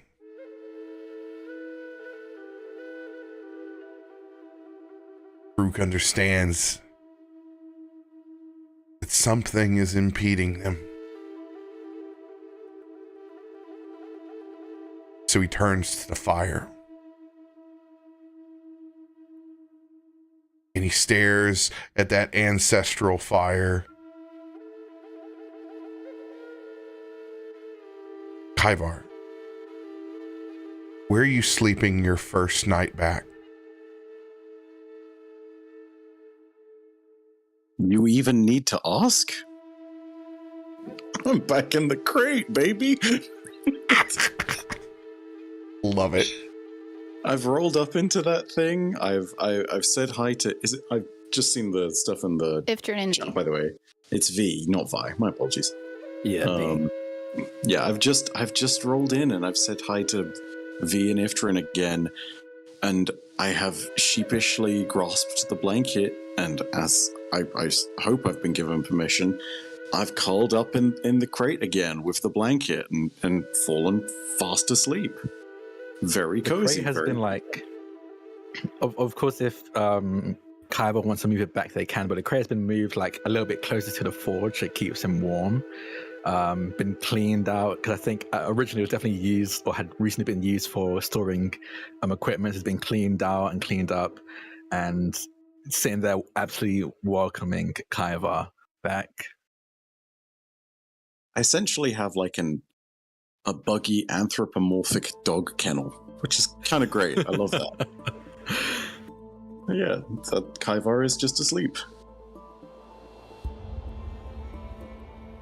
I need you to roll a will save disadvantage.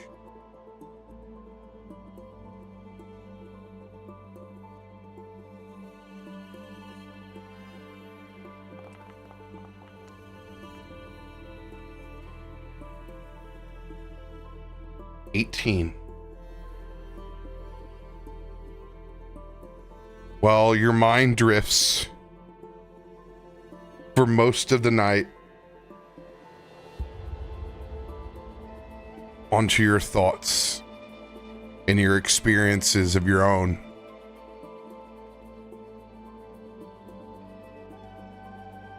On your third dream,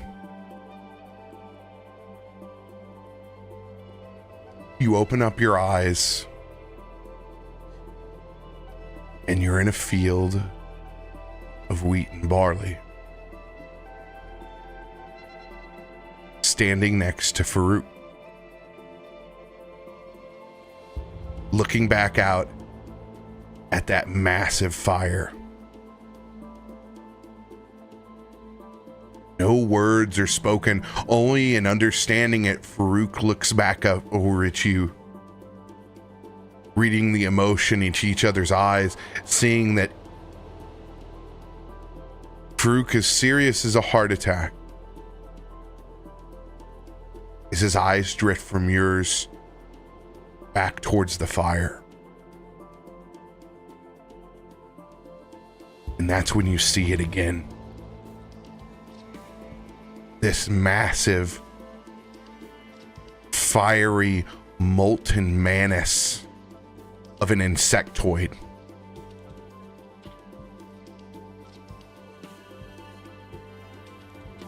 And it's like a camera zooming out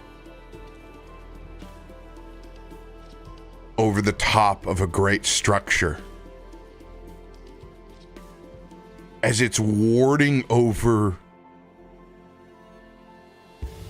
this metal catacombs, as other smaller molten mani clear away what looks like pockets of dirt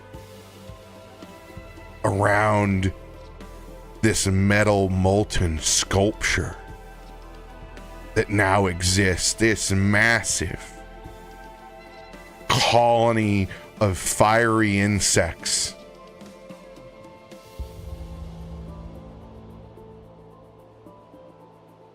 But you can't help but notice that that structure that's been created is a mold.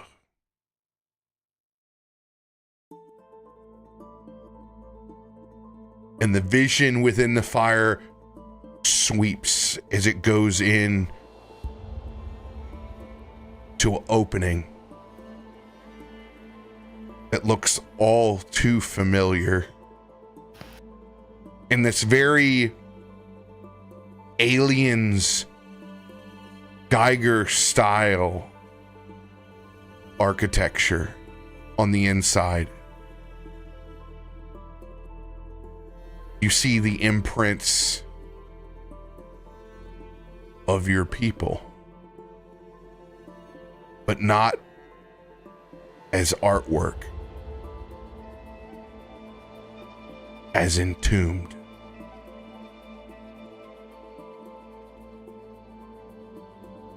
And as you remote view and remove yourself from this massive structure, you realize in this vision, whoever these other people are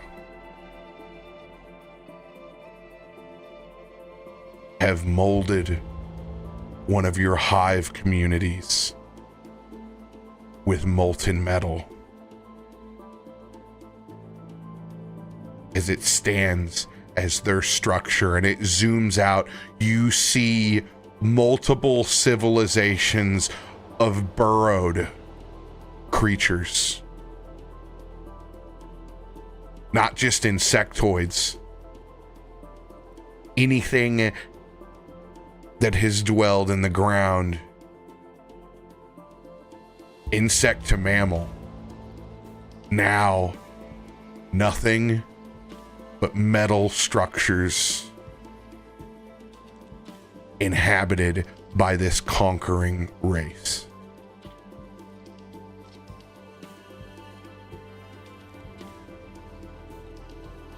As you pull out from seeing this nightmarish vision,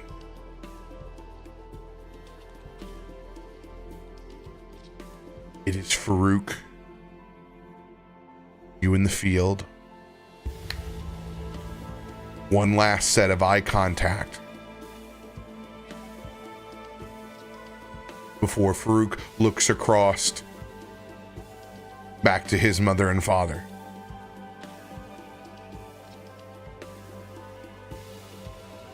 And then sleep takes both of you as your eyes close.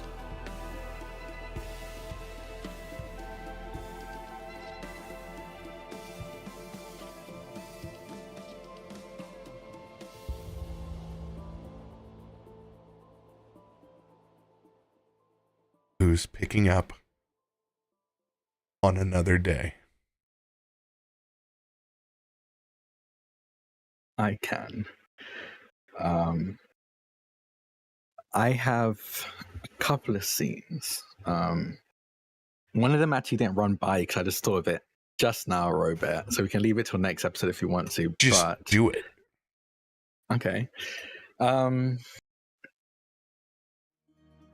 So I think first it's Kallisto wakes up pretty early in the morning, but nowhere near as early as Ifrit. Ifrit is always up early to prepare to open up shop. And as I walk down the stairs, having already gotten ready, I see Ifrit in the forge, just working on some missions that they've been asked to make. Just probably shields here, some swords or daggers there, and they're moving through the forge almost like a dance. They know where everything is kept without having to look. They know their craft, and also know when Kallisto's walking about, so seems to, without really acknowledging or even looking to see if Kallisto's there, shifts and dances around them to the next part of the forge to get whatever equipment they need. As very, very casually says, "Good morning," and Kallisto just says, "Yeah, good morning. Are you making breakfast today, or am I?" And she just kind of stops and gives him a look, and then looks at the mountain of work she needs to do, and Kallisto goes, "I'll make breakfast." And what starts making breakfast for whoever's in the Amber Forge, because at this point I don't know who's in the Amber Forge beyond my family. Everyone. Everyone. I think Chrissy's there. I think Chrissy's already like up and probably drank too much, and you just see him hovering in a coffee, like an espresso cup, like he did before we left. That's where he's at. Oh, I'm filling up my knapsack and filling up my own tummy. So Kallisto will make breakfast. I think the breakfast is good, but you can tell it wasn't cooked by Ifrit or V. That's what, like, still decent breakfast, but not Ifrit or V level. As they cook that up, V would come down not too much later after Kallisto and like kiss Ifrit and Kallisto on the cheek. If Loluphia is down as well. Wouldn't kiss Loluphia on the cheek because they understand that, but at the very least give their loving goodbye as they head off to work at the library. And of course Ziva as well. When V comes down the stairs, Kaivar rolls out of his box too. Just to throw that in there. Oh, if Kai was okay with it, V would also give Kaivar a kiss on the cheek. Honestly, doesn't know to say yes or no, so I think it just happens. And Kaivar's like, I don't know what that was, but okay, cool. And she will head out to her work, to place of work at the library, and Kallisto will kind of hover over Ifrit's shoulder as she's working, very much with the energy of like a child waiting for something they expect from their parents. Kind of like, they said they're going to give me something, so I'm just going to stay here until they remember. And still looking down at a piece of equipment. They're probably like repairing some armor. Not even looking up, they say, yes, it's in the crate on the other side of the forge. And Kallisto just rushes over to the crate and opens it up and sees the now repaired jetpack that he left for Ifrit to repair 3 weeks ago, apparently. As far as he thought it was going to be just a couple of days, but 3 weeks ago. And kind of very excitedly pulls it out, and Ifrit will kind of gesture for Kallisto to come over, and he will come back over to the table and set it down. And she'll just quickly go over the fixes she made. I guess I'll leave this up to you as well. What can I do this jetpack? Because I don't know the stats of it or anything like that. She would like explain to him how far you can go this jetpack, if there's like a limitation, what it needs to be fueled with, all of that kind of stuff. So what would she know or like tell Kallisto about this jetpack? One, it's taken so much time that they have already fueled it, and they may or may not have already tested it. Your choice. No, that sounds like Ifrit. Yeah, she would test it. It has 1 minute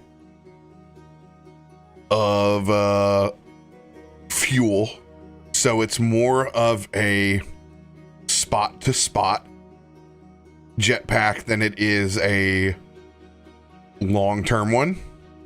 Yeah. Think of it as being able to cast a longer leap, but being able to hover in place. Yeah, okay. That makes sense. So it gives you double traditional movement. So it gives you 60 feet of flying, and it's able to hover in place during that minute. Okay. I think Ifrit would be like, so you could, with the fuel, you can hover in the air for about a minute. Don't go too much longer. I was lucky I had feather fall on me.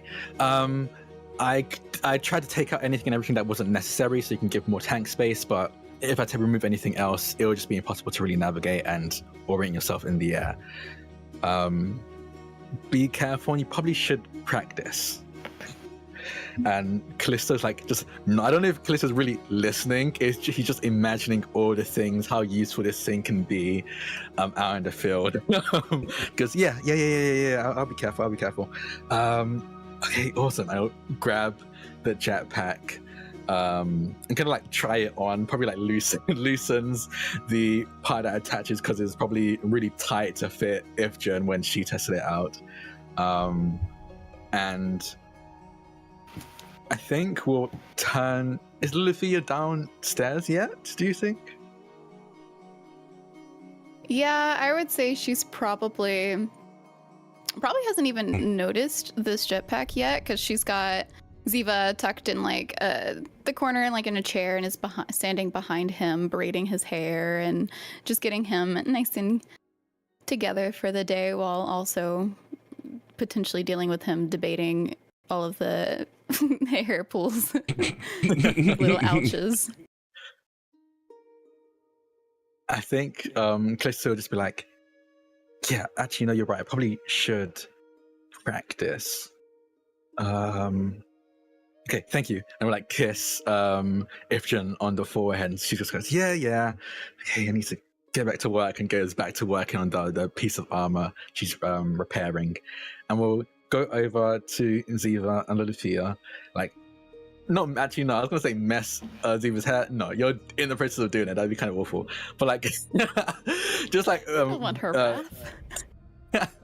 Yeah, he definitely doesn't want her wrath, especially with what he's about to ask. He's going to like give Ziva a quick squeeze on the shoulder and a kiss on the forehead, and look to Loluphia and just go, when you're done, I'd love to talk to you. Upstairs or outside?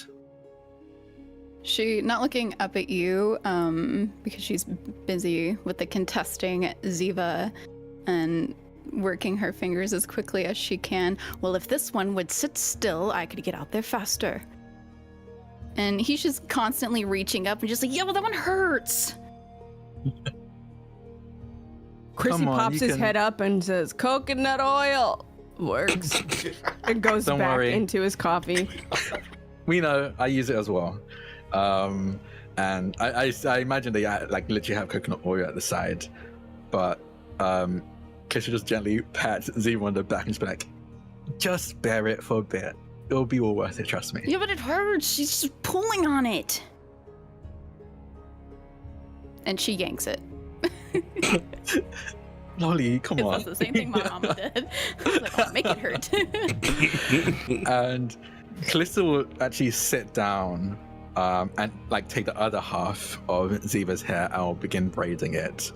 Because this is me, Drak, remembering we can just talk telepathically. So he'll gently touch his pendant and start speaking to Loluphia telepathically, and just go,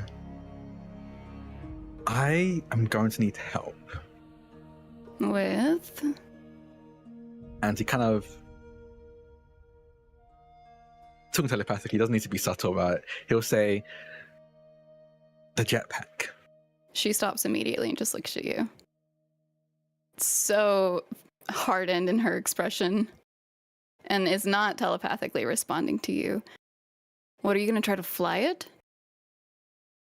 And I think still Ziva immediately like turns his head. Like, pulls up Ziva, come on, please, gosh. I want to see. I think. Oh, you said the fly in front. Ziva, your parents are talking. I would turn back to Loluphia and then respond telepathically. Yeah, I want to fly it. Where do you want to fly this? I mean, anywhere that it would be useful. It won't be really flight from what Mum said. It'll be more of like a sustained hover for a couple of minutes. I say a couple of minutes, 1 minute. So I'm not going to be flying around willy-nilly. This is more honestly for reaching quite literally new heights if we ever need to get view on an area, or if in combat. You're picking new phrases now to try to woo me over. And she's finishing up Ziva's hair and is just going to tap his shoulders. Go on ahead. Go hang out with your grandmas. He just slowly hops out and is like kind of looking at the two of them in the jetpack. And then just turns and walks away. And Loluphia would give him like the mom look of like, don't even think about it. And I'll just give like Ziva like a shrug, like she gave you the mom look. And then we'll turn back to Loluphia and just be like, still telepathically, are we going to keep it telepathic or should we go somewhere private? As I look over to the rest of the group just having breakfast in the Amberforge. Is anybody looking at us? Yes. I'm about to say, I'm pretty sure Chrissy is. Oh, Yeah. like as soon as that record scratch moment happened, Chrissy's just like, Myshkin has also cottoned on to the fact, even though he's sat to one side very much on his own, every time your necklaces start glowing, he immediately just sort of sits there waiting for the other shoe to drop. He is an observer. He definitely knows you're having a conversation. Ivar doesn't know what the hell's going on. Ivar's sitting there enjoying breakfast. Because V just went ahead and, I don't know, plopped a plate full of Ifrit sausage in front of him, and he's just like, oh, this stuff again. Nibble, nibble, nibble. Sausage. What's Farouk up to? He also has plenty of spicy sausages. More the merrier. Oh my god, Sam, I just realized what you meant. Yeah. Look, listen, Kaivar is on a culinary journey and is also experiencing plenty of other things, I'm sure. Listen, there is enough red hots to go around here. But I'm very here for this polyamorous campaign. we love it. But yeah, Kallisto like noticing that telepathically. everybody is somewhat paying attention. No, as soon as you like see Chrissy looking, he's like, wasn't looking. Okay. No, you probably see it. It was like a DC of like 2. Like you see, he's not. Is it like the moment that's too late where you catch eye contact? Yeah, and you're he's like invested, and then like you turn and look, he's like.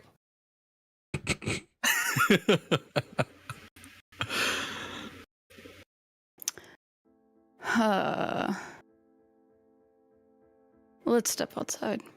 And she just grabs your wrist and just pulls you, almost as if you're Ziva. Because she is frustrated. And just walks right past everybody. And outside. And I imagine even outside we're still talking telepathically. You think? Sure. I imagine so. I think at this time, especially since your kids hate you. Getting ready. Oh, they're a joy at parties. Yep. If my parents could talk telepathically, I'd be so angry about it. Watching you have all those conversations without me, oh no. The thing is, I think we actually established this. Ziva does also have a pendant, but like we can choose to tap into Ziva's pendant for yeah, no eavesdropping.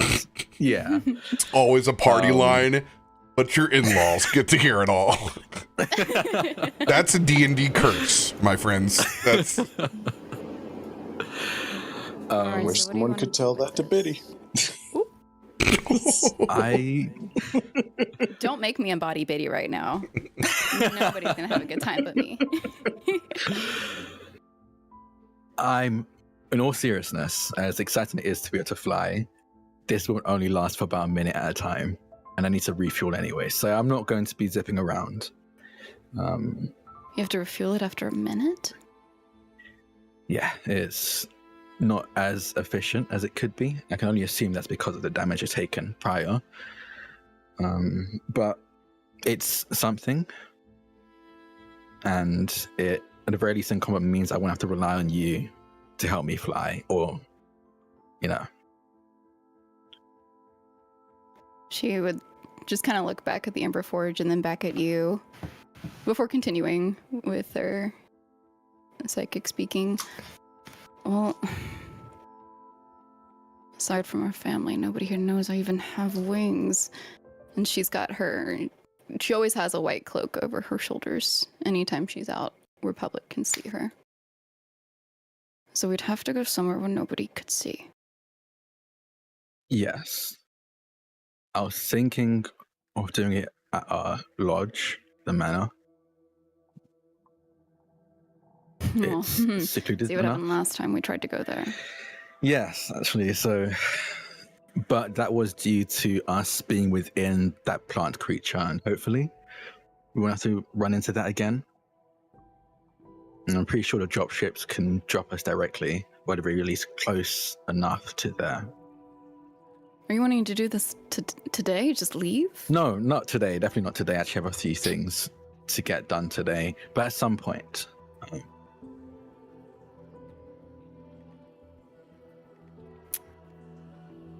It's a very awkward pause where I imagine you're just kind of like going up and down from the ball of your foot, just twiddling your thumbs like, come on, give me waiting. permission. And eventually, okay, fine, I'll help. Thank you. I'm a quick learner, so you won't even need to take that long with me. I think. I don't know. Actually, never flown with a jetpack. It could be a completely different experience. But I'll be as quick of a learn as I can be. I know. You're always a quick learner. But you also might quickly learn how dangerous it is. Can't wait for that. I'll have Featherfall. Great. Always have that scroll on me. Thank goodness. All right. And I'm honestly just pretty light on my feet. I honestly think I could jump from a decent height and still land without too much issue. Let's not try. Not gonna test it, but I have that as like a plan D if it comes to that. Plan A through to that is just different scrolls of Featherfall. I have way too many on me that have been stockpiled. Good. Honestly, you should have all the way up until plan Y. I don't know if I can carry that many scrolls on me. You probably could, and you just got to fold them very nicely. But anyway, that's beside the point. Yes. Yeah. I don't want to hold you back from your flying adventures. I mean, this time. I'm in a good mood today. I think Kallisto will look at you when you say that, and not surprised that you're in a good mood, because I think at the very least Kallisto has seen many good moods of Loluphia, but good enough a mood to say it, I think is interesting for him. So he goes, is there a reason why? Well, we're alive. And I love that for us. There. No, that is actually very good reason to be in a good mood. Especially, That's what I'm saying. especially you. Are you okay? You were eaten by that. We never actually really spoke about that. All right, got that's not something I want to talk about. Okay. It was gross. I can imagine. I was admittedly terrified. Oh, I know. You don't have to try to hide it from me. How... I think he gets a bit serious at this point. He just goes, how are things between you and Myshkin?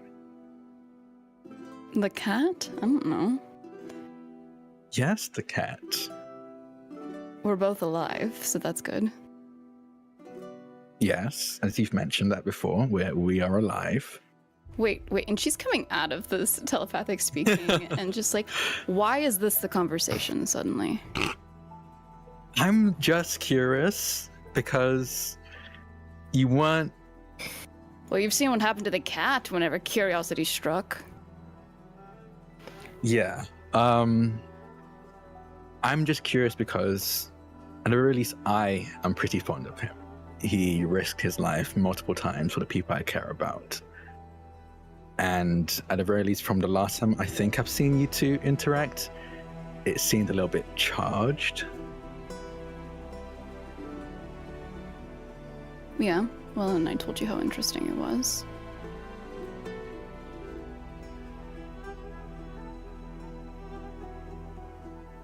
I just want to make sure you're in good terms, especially since... Dandy. Great. Doing swimmingly well. I would like to roll some kind of insight on Oh, this. she's not hiding how sarcastic. There are windows, right? figured. In the Amber Forge. Because Chrissy is going to like hop up off the counter and then like stride over to the table and like where all the food is and like just find something to eat and like is struggling to like pull a sausage link from the plate as he's not necessarily listening, but just watching the mannerisms like it is daytime television. He is about it.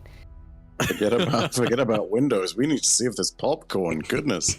I mean, there's sausage links that are. It's fine. It's fine. Don't worry I feel about like it. she's not keeping her voice down. I don't know if you'd be able to hear full conversation, but you could probably pick up words here and there for anybody who is now pressed up against this window. Don't get it. I am not pressed. I am just an innocent. I'm never pressed. I'm never pressed. No, he's just like, being nosy. He's being Chrissy again. I love that. I want to roll if I notice this at the very least. Then It's like Perception a DC check, 2. disadvantage. Go for it. disadvantage. That's fair. Perception disadvantage.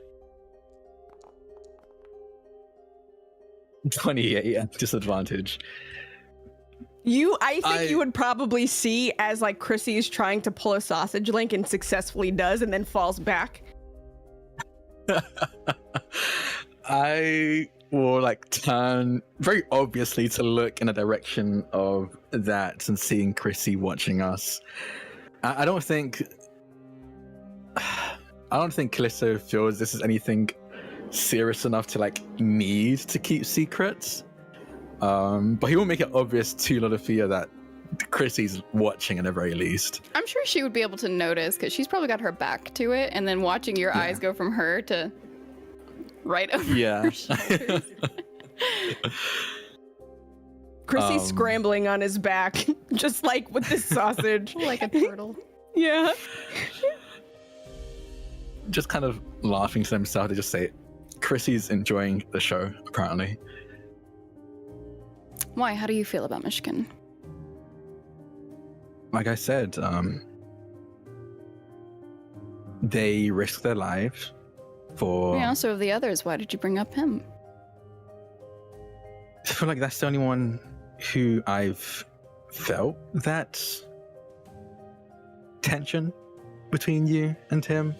Like you weren't, at least then, Really? That's on the good only terms. one? Oh, I'm not trying hard enough then. I can tell with Chrissy, of course. And I think I was there when that was more or less talked about. So I'm kind of on the same page when it comes to that. Yeah. But not Myshkin. So I'm just curious. No, it's not.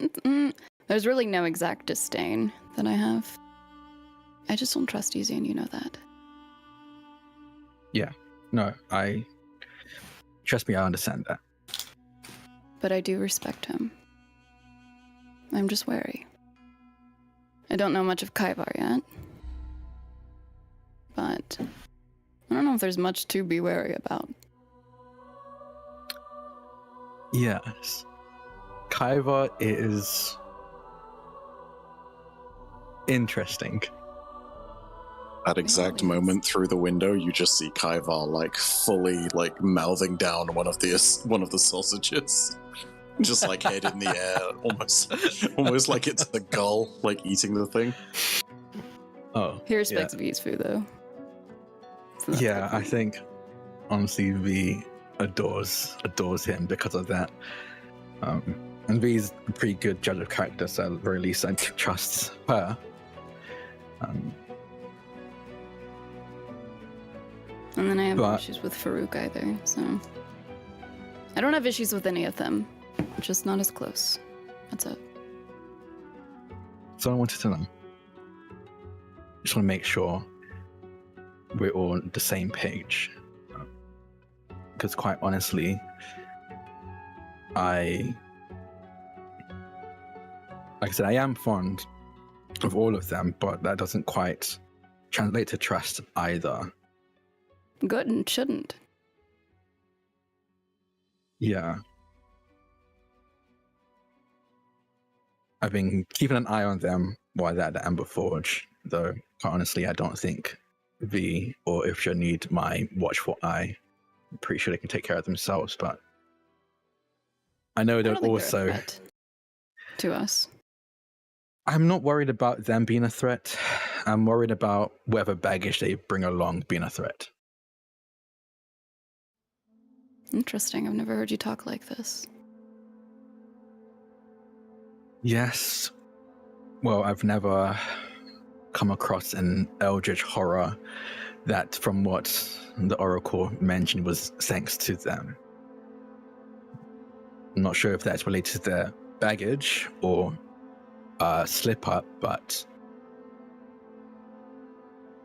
I would rather not come across more horrors of other people's making.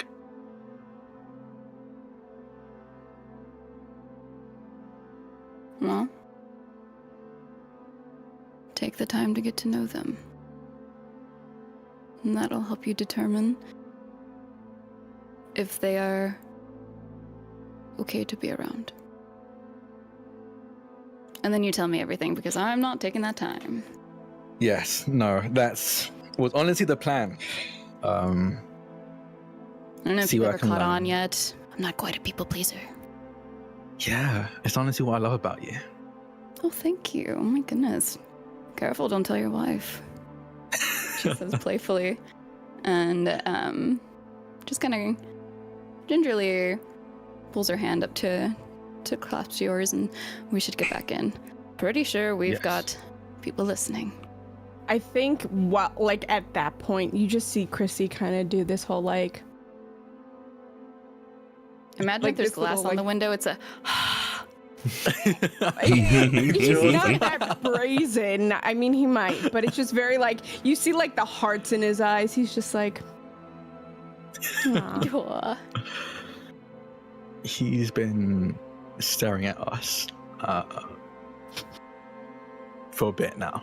Good, and she paint a picture. We're a beautiful couple, and she grabs your hand and starts walking back into the Ember Forge. Kallisto follows suit with a smile on his face. And then I think the same day, because Kallisto does mention that he has a bunch of things to do today. So I think it'll be the same day, maybe a little bit later on in the afternoon, early afternoon. But I didn't run this by you, RoBear, so we can put Do this it. for another day. But I think Kallisto has actually brought, and I mentioned this in the episode as well, he has a vial of the water from the shrine. Because honestly, on the spot, I decided that this is one of the ingredients for the kind of salve that he puts on his arm to subside the burning sensation whenever he uses too much fire of his fire ability.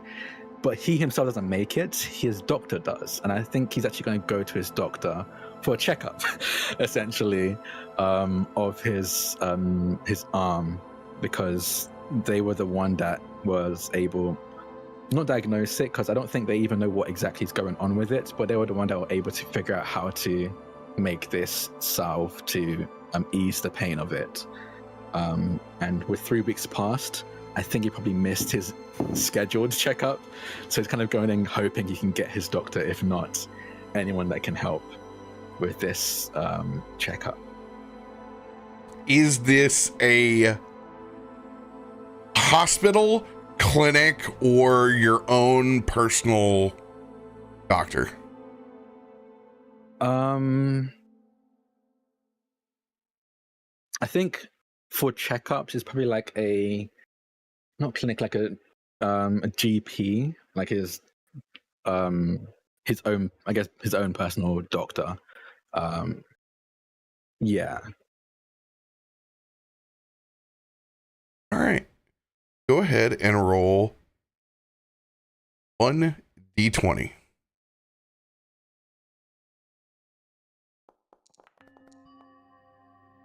$17. 17. While any other time, this would be appointment suicide. You've known your doctor for a while, and you know just when to arrive, when they're going to be busy and when they're not going to be busy.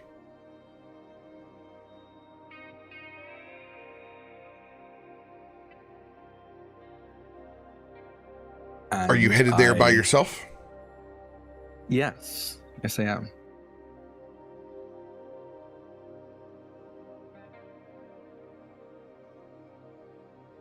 You arrive at Dr. Savania's office after a quick jaunt back from the Amber Forge. It's not too far, has always been a convenient stop in the center of town.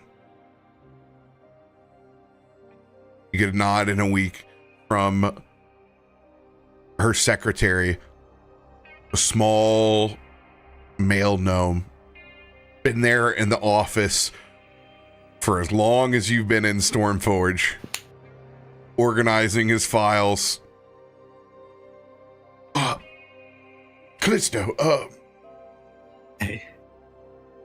good to see you. Dr. Savania will see you right away. You somehow have impeccable timing. I don't understand it. Everyone else here would be waiting at least 2 weeks. I've been with the doctor for a while now. I'm pretty good at pattern detection, and this is around the time he's free. I'm honestly just glad he's not annoyed with me for missing the previous appointment. I'll have to explain that to him later. No worries. Go ahead. Before I do, how are you doing? How are the kids? After that, I'll be honest, everyone's been on edge since the mechanical dragon. Yes. But Thank goodness the Sky Marshals dealt with that. Indeed.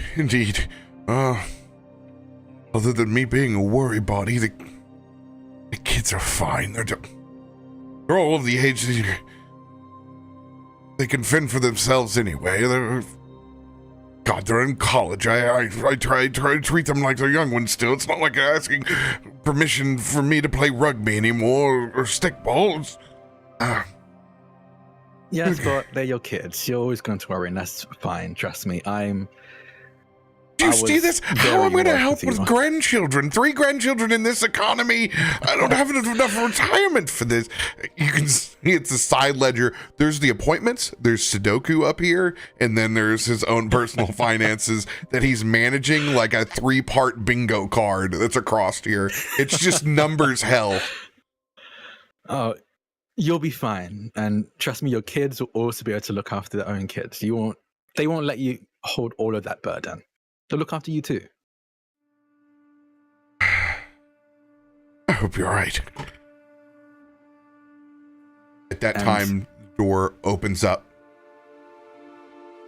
And you just get the hand that gestures back. And Kallisto just quickly turns back and goes, "It was great talking to you. Won't keep him waiting any longer, and we'll rush." Before you leave, yes. I have to repay. There's for the lunch that you brought last time, and there's a small stack of fresh baked cornmeal muffins. His own particular fantastic recipe, as he has them set there, and there is a small container of fresh, heavy cream, unpasteurized, that's next to it. Kallisto's eyes.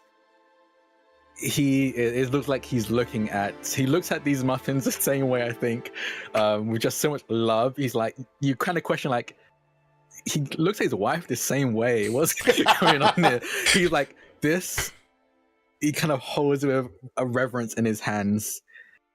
You are spoiling me. These go straight to my thighs, but I do not care. Thank you. Someone has to stop me from myself anyway. Remember, that's Stormforge cast iron. That thing's been around for longer than I have. Lolly loves those guys. It's fine. And you can see he actually has one over there for lunch with a large chunk of grass-fed butter on top as he slowly pours just a little bit of cream on it over time, just kind of breaking it away and nibbling as he goes. He holds this as if he's holding a religious text in his hands as he walks into the doctor's office. There is a haze of smoke.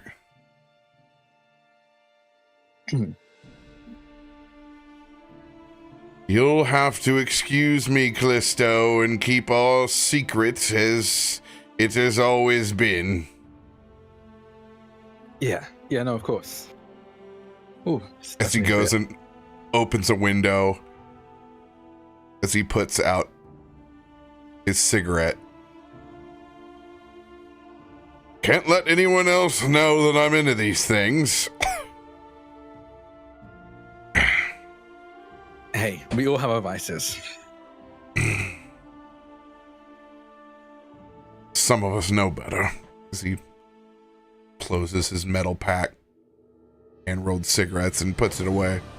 My apologies. You have this knack of finding out when I have 10 to 15 minutes. It's just part of the skill set of being a warden, I guess. Knowing these kind of things about the people we're protecting. He rolls his eyes. He's got kind of the Gary Oldman cut from Fifth Element. Very much shaved all the way on one side, hair parted over on the other, though it's not a crazy color, it's just long brunette. And you can see that there are spell tattoos on his side of his head that were put in there long, long ago when he was in college. As they kind of light up just a little bit. Well, not all of us were born with the innate gifts that you were, Kallisto. I would say it's innate, and I definitely wouldn't say it was a gift. So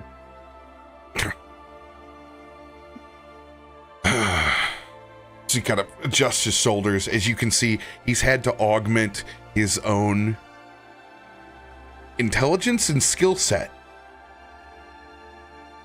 by using those spell tattoos to assist himself. What's the problem, my friend? Yeah. And he'll pull out the vial of the water from the shrine. Yeah, sorry I didn't make it to the last appointment. Things got strange down in the Forgotten Lands. I'm just here really to top up my salve as he kind of gestures to the water and then his arm. And if you're okay with it, a quick checkup to see how it's doing.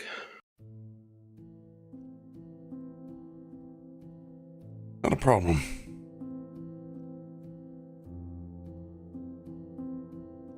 And Kallisto will unwrap his left arm from the crook of his elbow up his bicep to reveal the scarring. And it, again, for anyone who doesn't know, it looks a lot like black igneous rock with cracks of glowing magma in between it where the veins should be. And then that transitions into just normal brown skin past the elbow. And he kind of winces as he unwraps this. Because I think he probably didn't change the bandages while he was out in the field. He didn't have time to, didn't really think about it. So he kind of unwraps them and sets his arm out for the doctor to see. Kallisto. Could you not dress it once? Once. I know you know how to field dress. You probably field dressed every single other warden that you were with in the past 3 weeks, but you couldn't take the time. Do I need to call Loluphia? You don't No. want me to make that call, do you? I will send the pigeon now. I can normally look after myself. We were just under strange circumstances down there. Normally, you always... You need to quit acting like you don't have perfectly good access to care. You need to take care of yourself, Kallisto.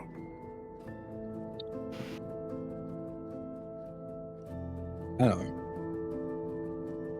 Or if I you- was just...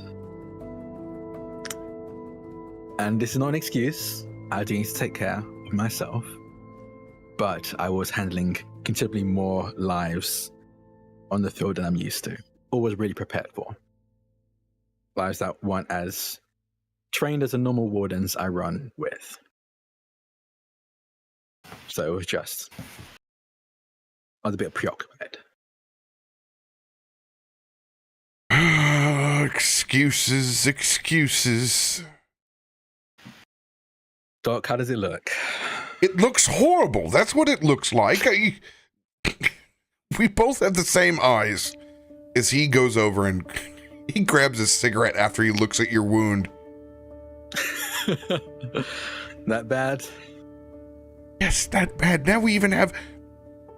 Listen, I wanted to see it 2 weeks ago. It's been 3 weeks beyond the time we went and looked at it, and it is even worse than it was before. You know this is out of my range. I'm going to dress this bandage and clean you up, but we both know I respect your privacy, and I understand there are things that you cannot share with me. And while it doesn't make my job any easier, whatever got you into this mess, you need to share with someone, and someone that can help you. As he writes down and scribbles on a small note, I don't care if it's them, I don't care who it is. See an apothecary, see a healer, and I know you're not gonna like this.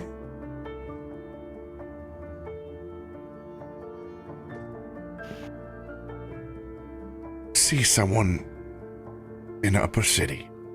I really think... I know how you feel about the whole woo-woo thing and divination, but at this point, look at it. Do you think science is gonna fix this? I don't think so. It wasn't made for whatever got you this. Yeah. Oh God, see, it's even oozing. Oh. Oh. As he goes over and puts on a heat-tested glove. I was literally about to say, like, watch your fingers from the dance. Trust me, I could mess with this for a year and... Kallisto, you're going to lose your arm if you don't figure this out. I don't know how any other way to put it to you. You're going to lose your skills. If you dick around and don't take care of this, it's... Looks like it's... Look like a volcano about to burst.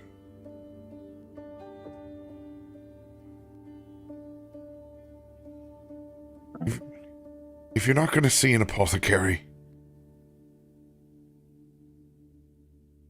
and well, I'm supposed to recommend you, we've already been down this road. Figure out someone who can actually take care of this for you. I I'll look into an apothecary. Do you have any recommendations, suggestions? I do, but let's not waste each other's time. Let your wife know. She's talented. Go do it together. Quit carrying the burden. Does she know how bad it's gotten? Is that why you're not letting someone else dress the bandage? She hasn't seen it since we got back, so I suppose... Pride no. will kill you far before this wound will. Tell him.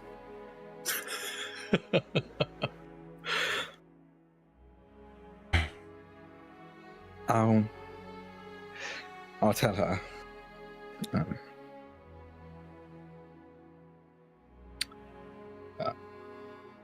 So I'm guessing the salve won't be much use anymore with its current state.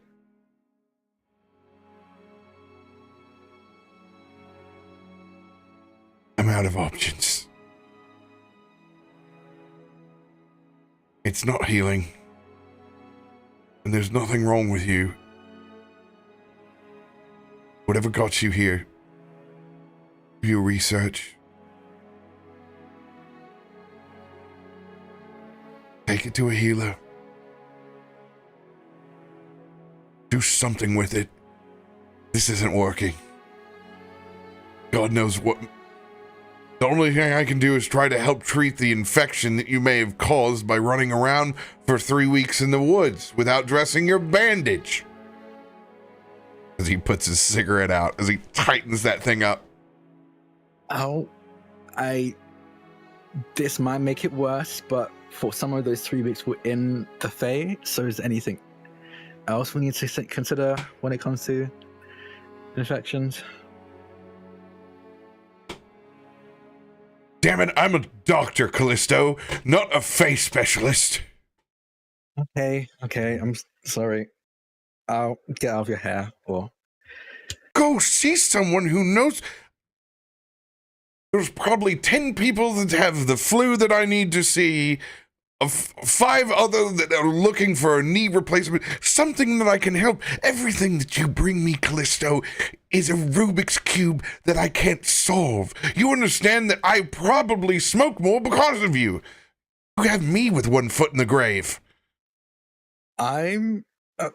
sorry? Don't be sorry, it's just me being dramatic.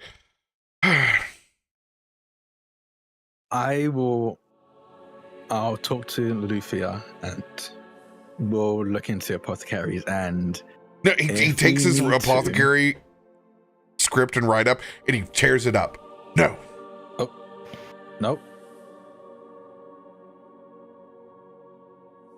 No more time wasting. It's been 3 weeks. What if it gets down to your trigger finger? I'm not going to be responsible for that. Until you find treatment. I'm not going to take your appointments, Kallisto. Go get help.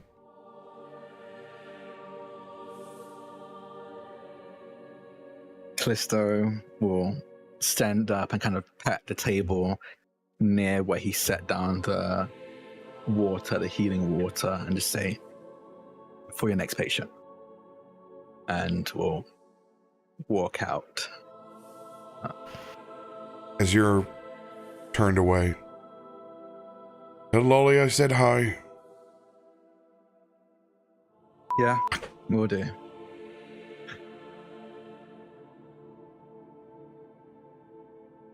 And we'll Receptionist has his head down, does not make eye contact, has heard all of it. Awful habit. He just immediately changes the subject. Really take some of his own medicine. It smells like an ashtray in here. You expect the public to think he's needs to take some of his own medicine as he carries the muffins and gets the door for you. Thank you. Have a lovely day. I hope you get well. Thank you. We're going to call his name Tad. He's kind of a Tad. Tad, the receptionist. Thank you, Tad. And Kallisto will give a... Because I think as... Not the face. I don't think he's the face, but the one that's more used to social confrontation between Loluphia and Kallisto.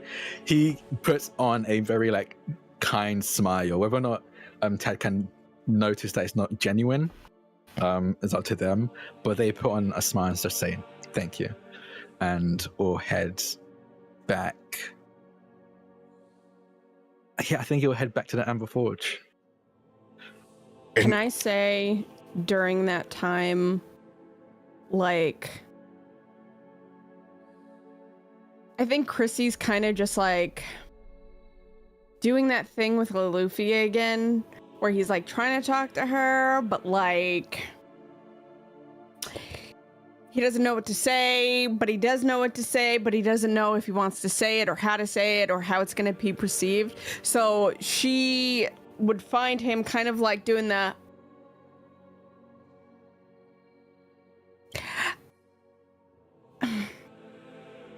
Okay. Where are you in proximity to her? I think after y'all came in and started settling down, and I'm assuming Kallisto had moved the jetpack out of the main area and the main space. He is still on the table, and I think he kind of just looks over between the two of y'all. So, how long have y'all, been together? Oh, I'm here as well. Okay. Yeah. Yeah. This is in the interim between what happened outside and in between that Kallisto. space. Yeah. Okay. Me quickly looking at my doc to see how long we've been together.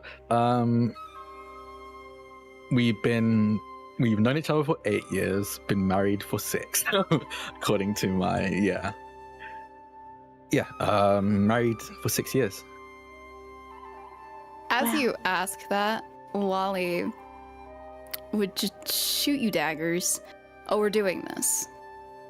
It's a very casual conversation. No, it's fine. It's fine. I just didn't expect it. Okay. All right, fine. Hear me out. Listen, y'all are real good together.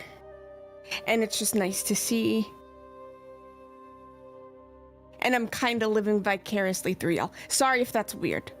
But y'all are... I'm gonna stop talking. And I sit down and I find a little empty walnut shell, and I just start scooping in some honeysuckle dew and sprinkling some sugar on top, and I'm just Kallisto definitely gives looks at Chrissy and gives a confused look at Loluphia. Thank you. No, I mean, it's not a terrible thing to say. I think we were pretty good together too, so thank you for noticing. Yeah. I will be honest, telling us that you're living vicariously through us, it was... All right, I'll work on it. Sorry. Yeah. But y'all are just so good together. And me, the way that I'm set up, right? I don't have that. And I won't. And that's okay. Because I can see it. And you guys are good together. Lolly, I'm going to stop talking. she pauses for a moment, and she actually is going to... Are you on a table, you said? Or were Yeah. Yeah, I'm on the table. you? Cute. She would just pull out a chair, sit down, and elbows on the table, and just gonna rest her chin atop her hands. All right, let's do this. Where do you come from, Chrissy?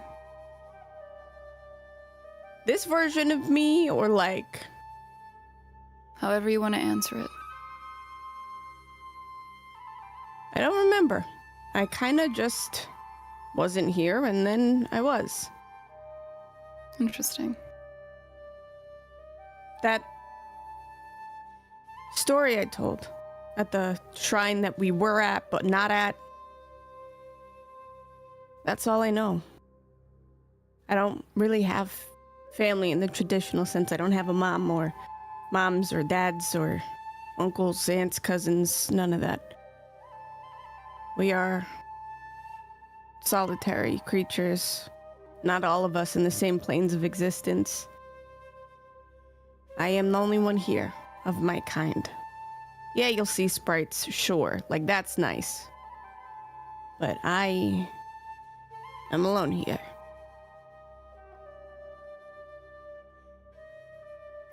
Well, Lolly is really holding herself together and trying to be better. But hearing all of this is actually quite surprising to her. And after just a moment of genuinely listening in on you, she's giving you her full attention. We're actually much more similar than you think. Chrissy smiles knowingly at that, and he nods. I've known that for a while. Yeah, that's what I don't like. Yeah, well, it's not my place to say anything about anyone else. I do appreciate that. And she genuinely means that. Of course. My job here isn't to make things harder for people, although I did, and that was... I'm really sorry about that still. I tripped, I guess. Like, the dance that I gotta do to learn the things, I didn't do so well, and I got y'all involved, and I'm sorry. Not gonna live that one down. Let me tell you, it's not gonna... Okay. Well... There's no use to dig yourself into this emotional pit of something you can't change. What's happened, happened. And now it's time to make sure we take control of what happens next. That's I what don't I'm think any afraid of us of. will hold this against you. We have, as wardens, it's our job to keep adventurers and the common folk out of trouble down there. And we did our job. Nothing to apologize for. I appreciate y'all saying that, but I know my fault when I see it, when I make it. Funny thing about oracles is most consider us cursed. In the text of my people, we're blessed. We walk a very fine line, dance through threads of fate, and I tripped. And I'll do my best not to let that happen again, but I will not be using most of my ability, knowing that I could hurt anybody in proximity to me. The last time it happened, you see, I was by myself, and I handled it. I don't want y'all to handle that for me. It's our jobs. Anyway, enough about all of this stuff, huh? There's coffee, and Lily just like pops up onto the table and like almost like pushes against Chrissy's back to kind of like prevent him from moving because he's looking for a way out. All right, Lily, okay, all right. I'm talking. I'm trying. And Lily's just like looking at Chrissy with like that stare, like that knowing stare. I'm like, Lily, I said I was trying, okay? I'm not good at talking. You know this. It's been me and you for how long? Loluphia going to talk to Kallisto telepathically. I don't like how much Chrissy and I are similar. Does that make you the dog? Does that make me the dog? Yeah, you know, trying to push us. Wow. Encouraging this interaction. I'm just sitting back. All of you are doing the interacting. I'm just hopping in every now and then. Lily keeps kind of like nudging Chrissy. He's like, okay, fine. Stop pushing me. And he, and okay, Lily. Shh. And he just turns around and, you know, fixes his hair for a second. Well, Loluphia, I'm sorry that I bother you, and I'm weird. But I will say this, like, I really admire and respect you. Chrissy, you don't bother me, and I don't care if you're weird. You've already Loluphia's pretty apologized, and it wasn't even something you needed to apologize for. You see, but here's the thing. I feel like I did something, and I don't know what I did. You didn't. It's weird. Also, nowhere near as important as what is about to be said, but don't apologize for things you don't know you're apologizing for, because then it just makes the apology mean nothing.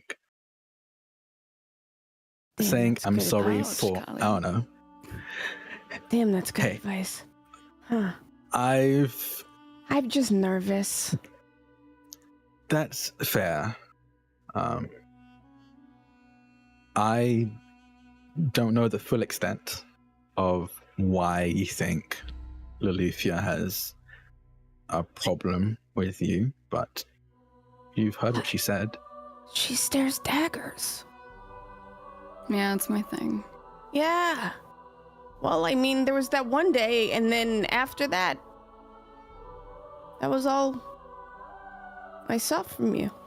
Just anger at me. Or because of me. It's not. It's really not. And looking around at just how full this area is, this is not the place for me to divulge why. I'm But- not gonna press. I never will. You constantly blame yourself as pressing it in its own way, which you should stop. We'll talk. Privately. Chrissy nods and then kind of just like has been called out and read for filth this entire interaction in like a kind way, but it's like, damn. And he nods and like very sheepishly starts like massaging at his shoulder and is like, okay, all right. Got it. And does like this little finger gun thing and like starts walking backward and like expects Lily to be there. And it's essentially a trust fall and Lily has backed up and then Chrissy has fallen into like a side of like, I would almost say like a little nutmeg pudding that he asked for. And I it's feel like it's like, probably what Farouk is eating. probably. I just got him on their spoon. Yep. And then Farouk just like starts lifting me up on the spoon. And I'm like, hi, Farouk. Hi. Okay, this is embarrassing. I need to clean up again. Okay. Why do I even dress for the part? You know what I'm saying? This is wild. Okay. All right. Ivar Also- prestidigitations the putting away as he wonders what the finger guns expression was and meant.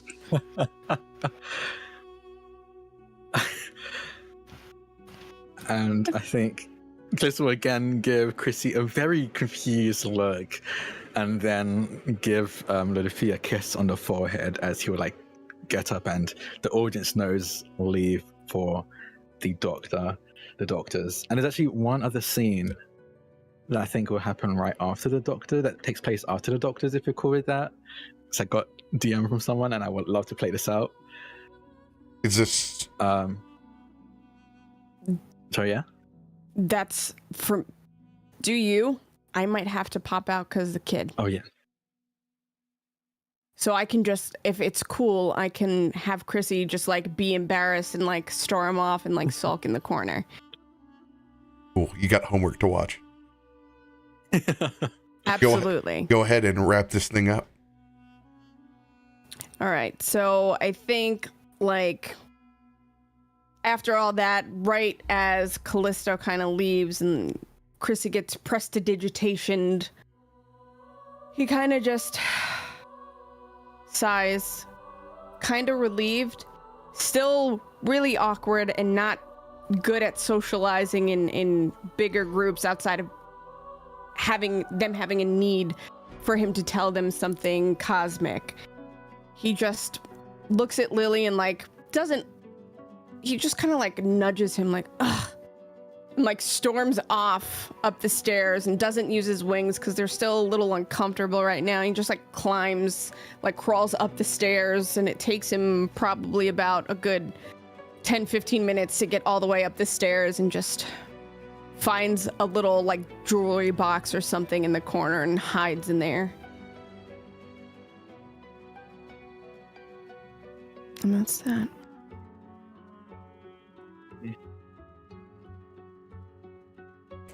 I will say, after this, a Myshkin is going to go walking. And as he walks, he latches on to an individual ahead in the crowd. And he stalks this individual for some time. Hood up, unseen. And he watches this individual disappear into a doctor's office. And he waits. And he waits as the sun continues its arc overhead until a figure... Excuse me, do you need an appointment? No, I'm all right. I'm just waiting for a colleague. You can hear loud voices and some shouting back behind the door. It's one of those days. Would you like a cornmeal muffin? Fresh baked? I'm all right. Thank you. And Myshkin steps back a little bit. As the door opens and a figure he was following walks out and continues moving. Myshkin follows for a little while. You have the walk of a man keeping secrets. Callisto was in his head as he was walking, and for the audience, who this won't mean too much to Myshkin, but for the audience, despite saying he would go back home to speak to Loluphia, he's actually heading in the direction of the library in the inner parts of the city. And he startles at the sound of a familiar voice far too close behind him as he turns. Hi. Do you get kicked out of the Amber Forge?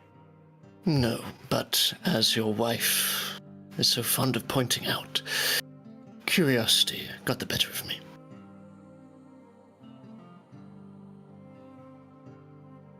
Yes, well, we all have our secrets. Don't see what's wrong with that. Not entirely sure how I walk like I'm keeping any. If you're headed to Pinnacle's Point, I don't think it will be much help to you. Why is that? I have only had a chance to leaf through a few of the tomes in their library, but most of it appears to be state approved and not the more off the books information that I imagine you, or at least an individual in your state, is looking for. And this whole time, he's still been walking. But he kind of pauses and then turns to face you, Myshkin. So you've been looking for things off the book? Yes, I have. And I think I might have found somewhere that might be able to help, but I require your help.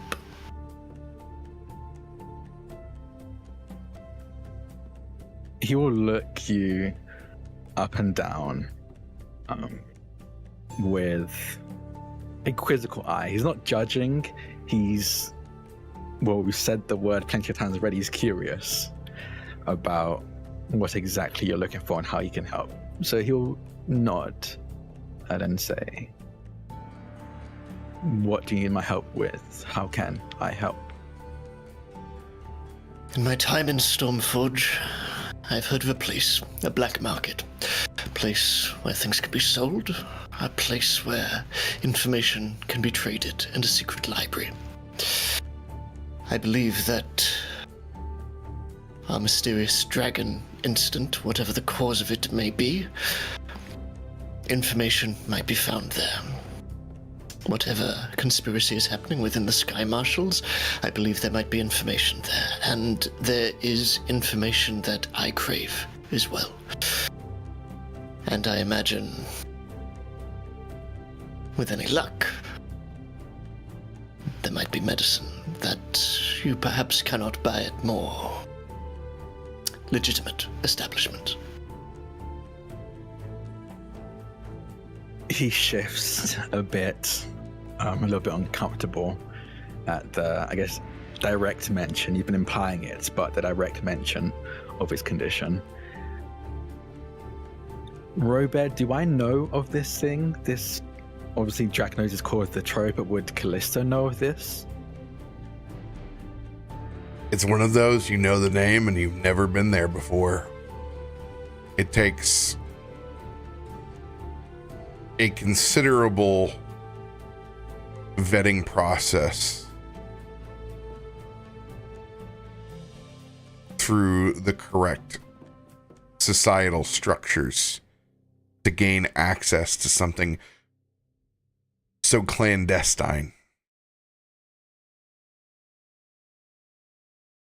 And thinking through the people and connections I have already, would potentially getting to that or being vetted seem like a thing Kallisto would think is even possible? You know people, but it's going to cost you. And these are the kind of people that want things that you can't buy off the shelf.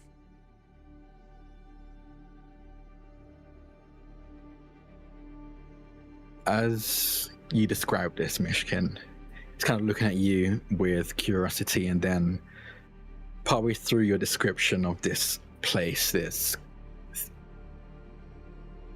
underground hub of knowledge, he kind of rolls his eyes and nods to himself as he realizes that you mean the Trove. He says that. The Trove.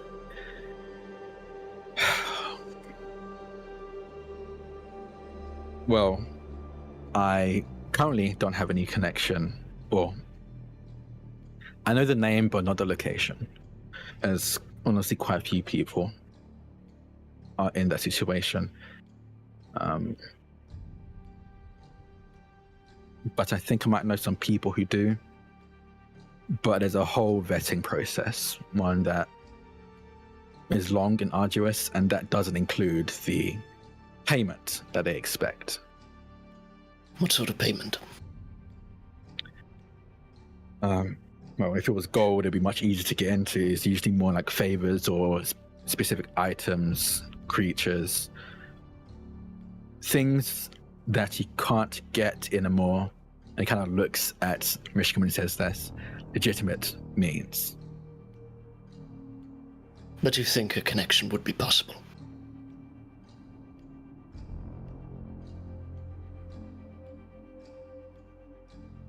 It's not impossible. How likely it is a different situation. I don't know. Well, I have heard worse odds. Look, I don't know why, but I have a feeling that there's something dark beneath the surface of Stormforge.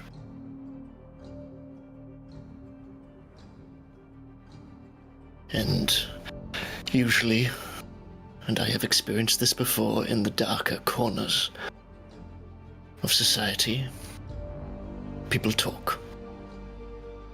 They might trade, and trade dearly, but there are several mysteries of which, and I will not pretend that it is not entirely self-serving on my part. I will be transparent with you. There are things that I believe I can find down there, but I would not be suggesting it if I did not think it would benefit the party. Or, all of us. I'm gonna roll to see if, because he notices that slip up. I'm gonna roll if he hides the fact that he notices that slip up.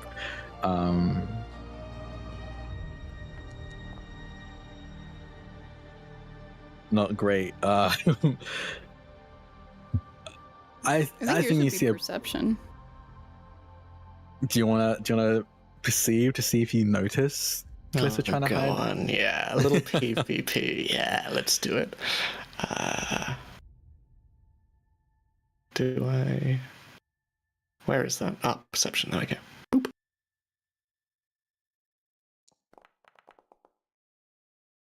How? Not a clue. How? Okay.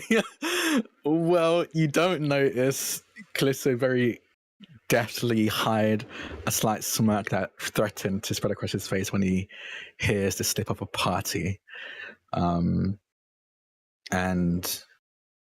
he nods and says, honestly, I'm glad you're being honest. That is for more selfish intentions, because when you started off with there's a darkness beneath Stormforge, I was worrying you're going to try and feign caring for Stormforge in particular.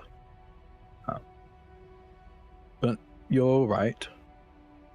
What I'm looking for most likely won't be at the library, though I will be checking. But the trove might be the best stop. Yeah, well,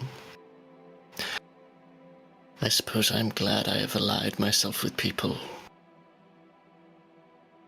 who care about more than just themselves, then. Perhaps we should speak this over with the others. Kallisto will save disadvantage. God damn it. What does this mean? Okay. Often, I rolled nothing advantage, good. Sorry. It shouldn't be, it's not 31, it'd be the 5, which is 18. 18. During the last several minutes,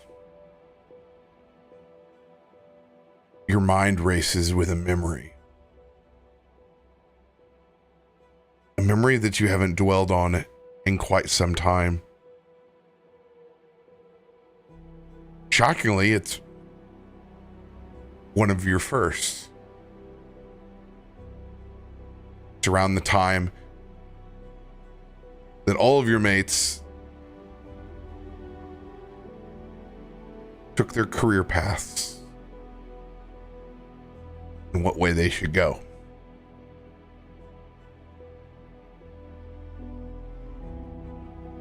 And you think about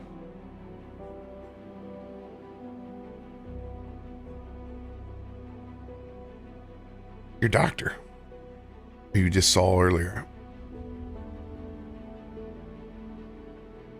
Known him for a long time.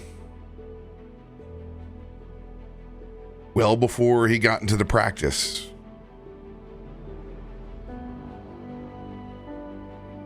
And you see and think about those couple of images, the spell tattoos on the side of his head.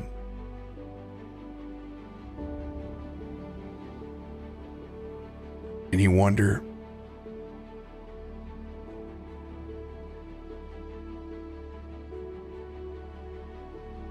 if the cost was always worth it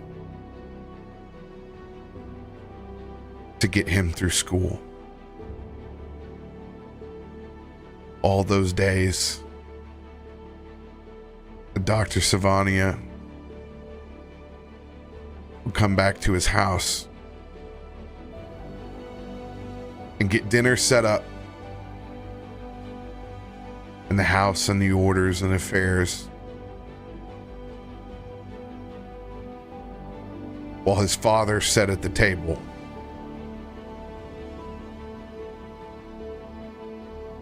Not the same man that you met years ago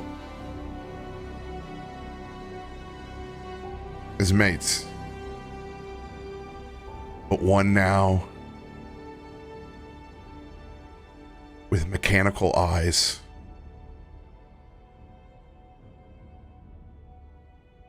missing the flesh that was once there, for a trade that involved the trove. And that is where we will end this week.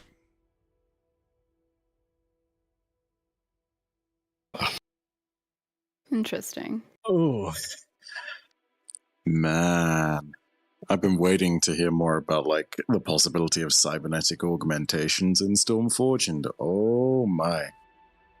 Oh my, oh my. There's a far-ranging quality as well. Not the best. yeah. Oh, okay. Also, I'm going to say this right now, Drak, do not worry about losing your arm. Sometimes it works out great. You would literally be the third character that I know of on the channel who has lost their arm and would be okay, probably. I am not even kidding. It's literally a thing. Yeah, I know. I think Kallisto just doesn't want to lose his arm. Understandably so. I didn't want to lose my arm either. It just turned out great.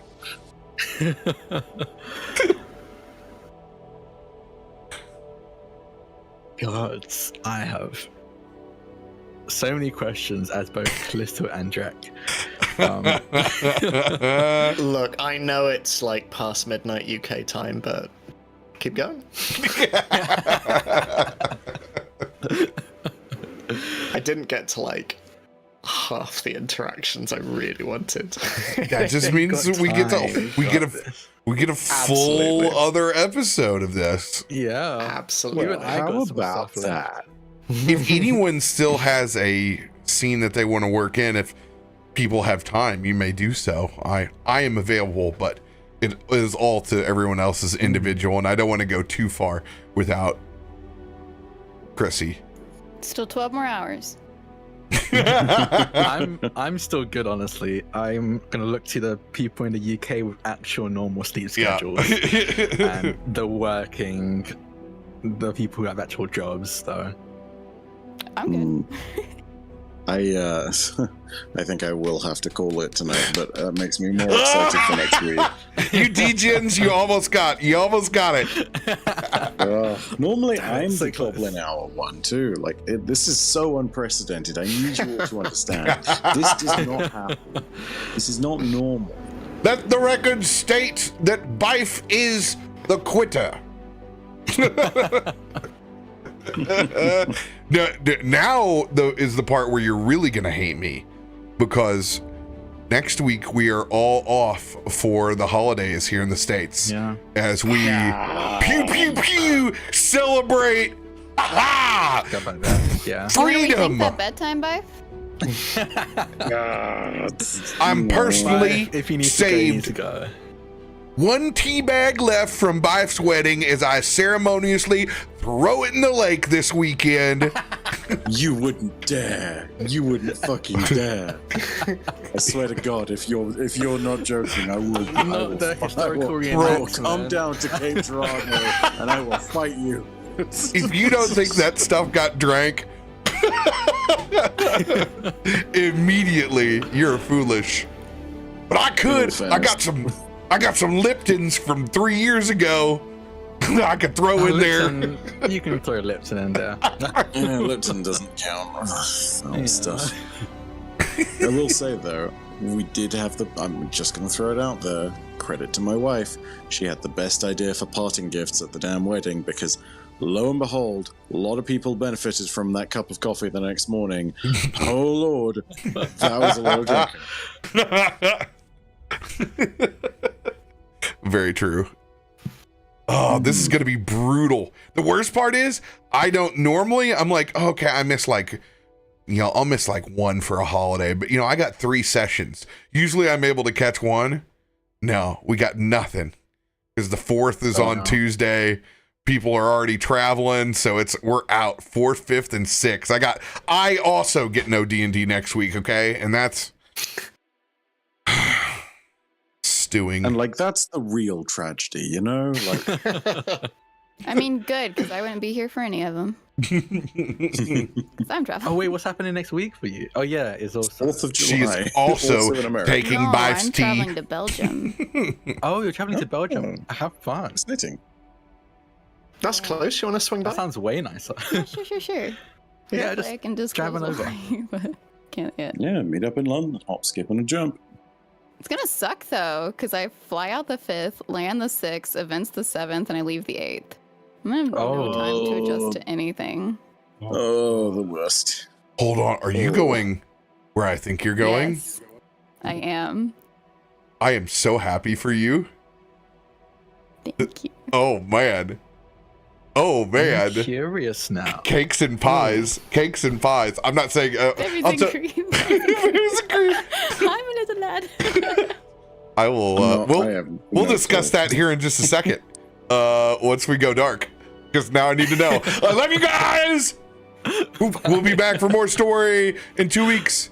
Take care, everybody. Hey, later tonight, I will be playing AEW Fight Forever at 8 o'clock with my friends. So we're going to play some wrestling. Anybody else got an announcement before we take off? I forget. Announcements are at the end now. Yes, keep an eye out on Gabe James Games Twitter account, my Twitter account, a bunch of people's Twitter accounts, because we are working on a zombie apocalypse actual play podcast. I saw it. We announced it yesterday, and I'll say it here. Keep an eye out for a little tease that's going to be coming out on 4th of July, actually, because that's when the episode's going to be. That's when the world, something's going to happen on the 4th of July within the world. So we thought it would make sense to drop it then. So keep an eye out. Very excited. It's going to be good. We find out that y'all are responsible for infecting Grimace. And that's what started it all. Gonna be our admission of guilt on the 4th of July when everyone's too drunk to notice. I don't know if the world is ready for both a Drak and a Gabe thirst trap in the same week. Break the internet. I'm very excited. The players we've got in the pipeline and the editing, we've done sessions here and we edited it down. It's gonna be good. Cat scratches in it, and Cat hates zombies. They are terrified of zombies, and we've gotten so many audible reactions out of her. It's beautiful. It's beautiful. That's so good. All right, everybody. We'll see you in 2. Take care. Bye.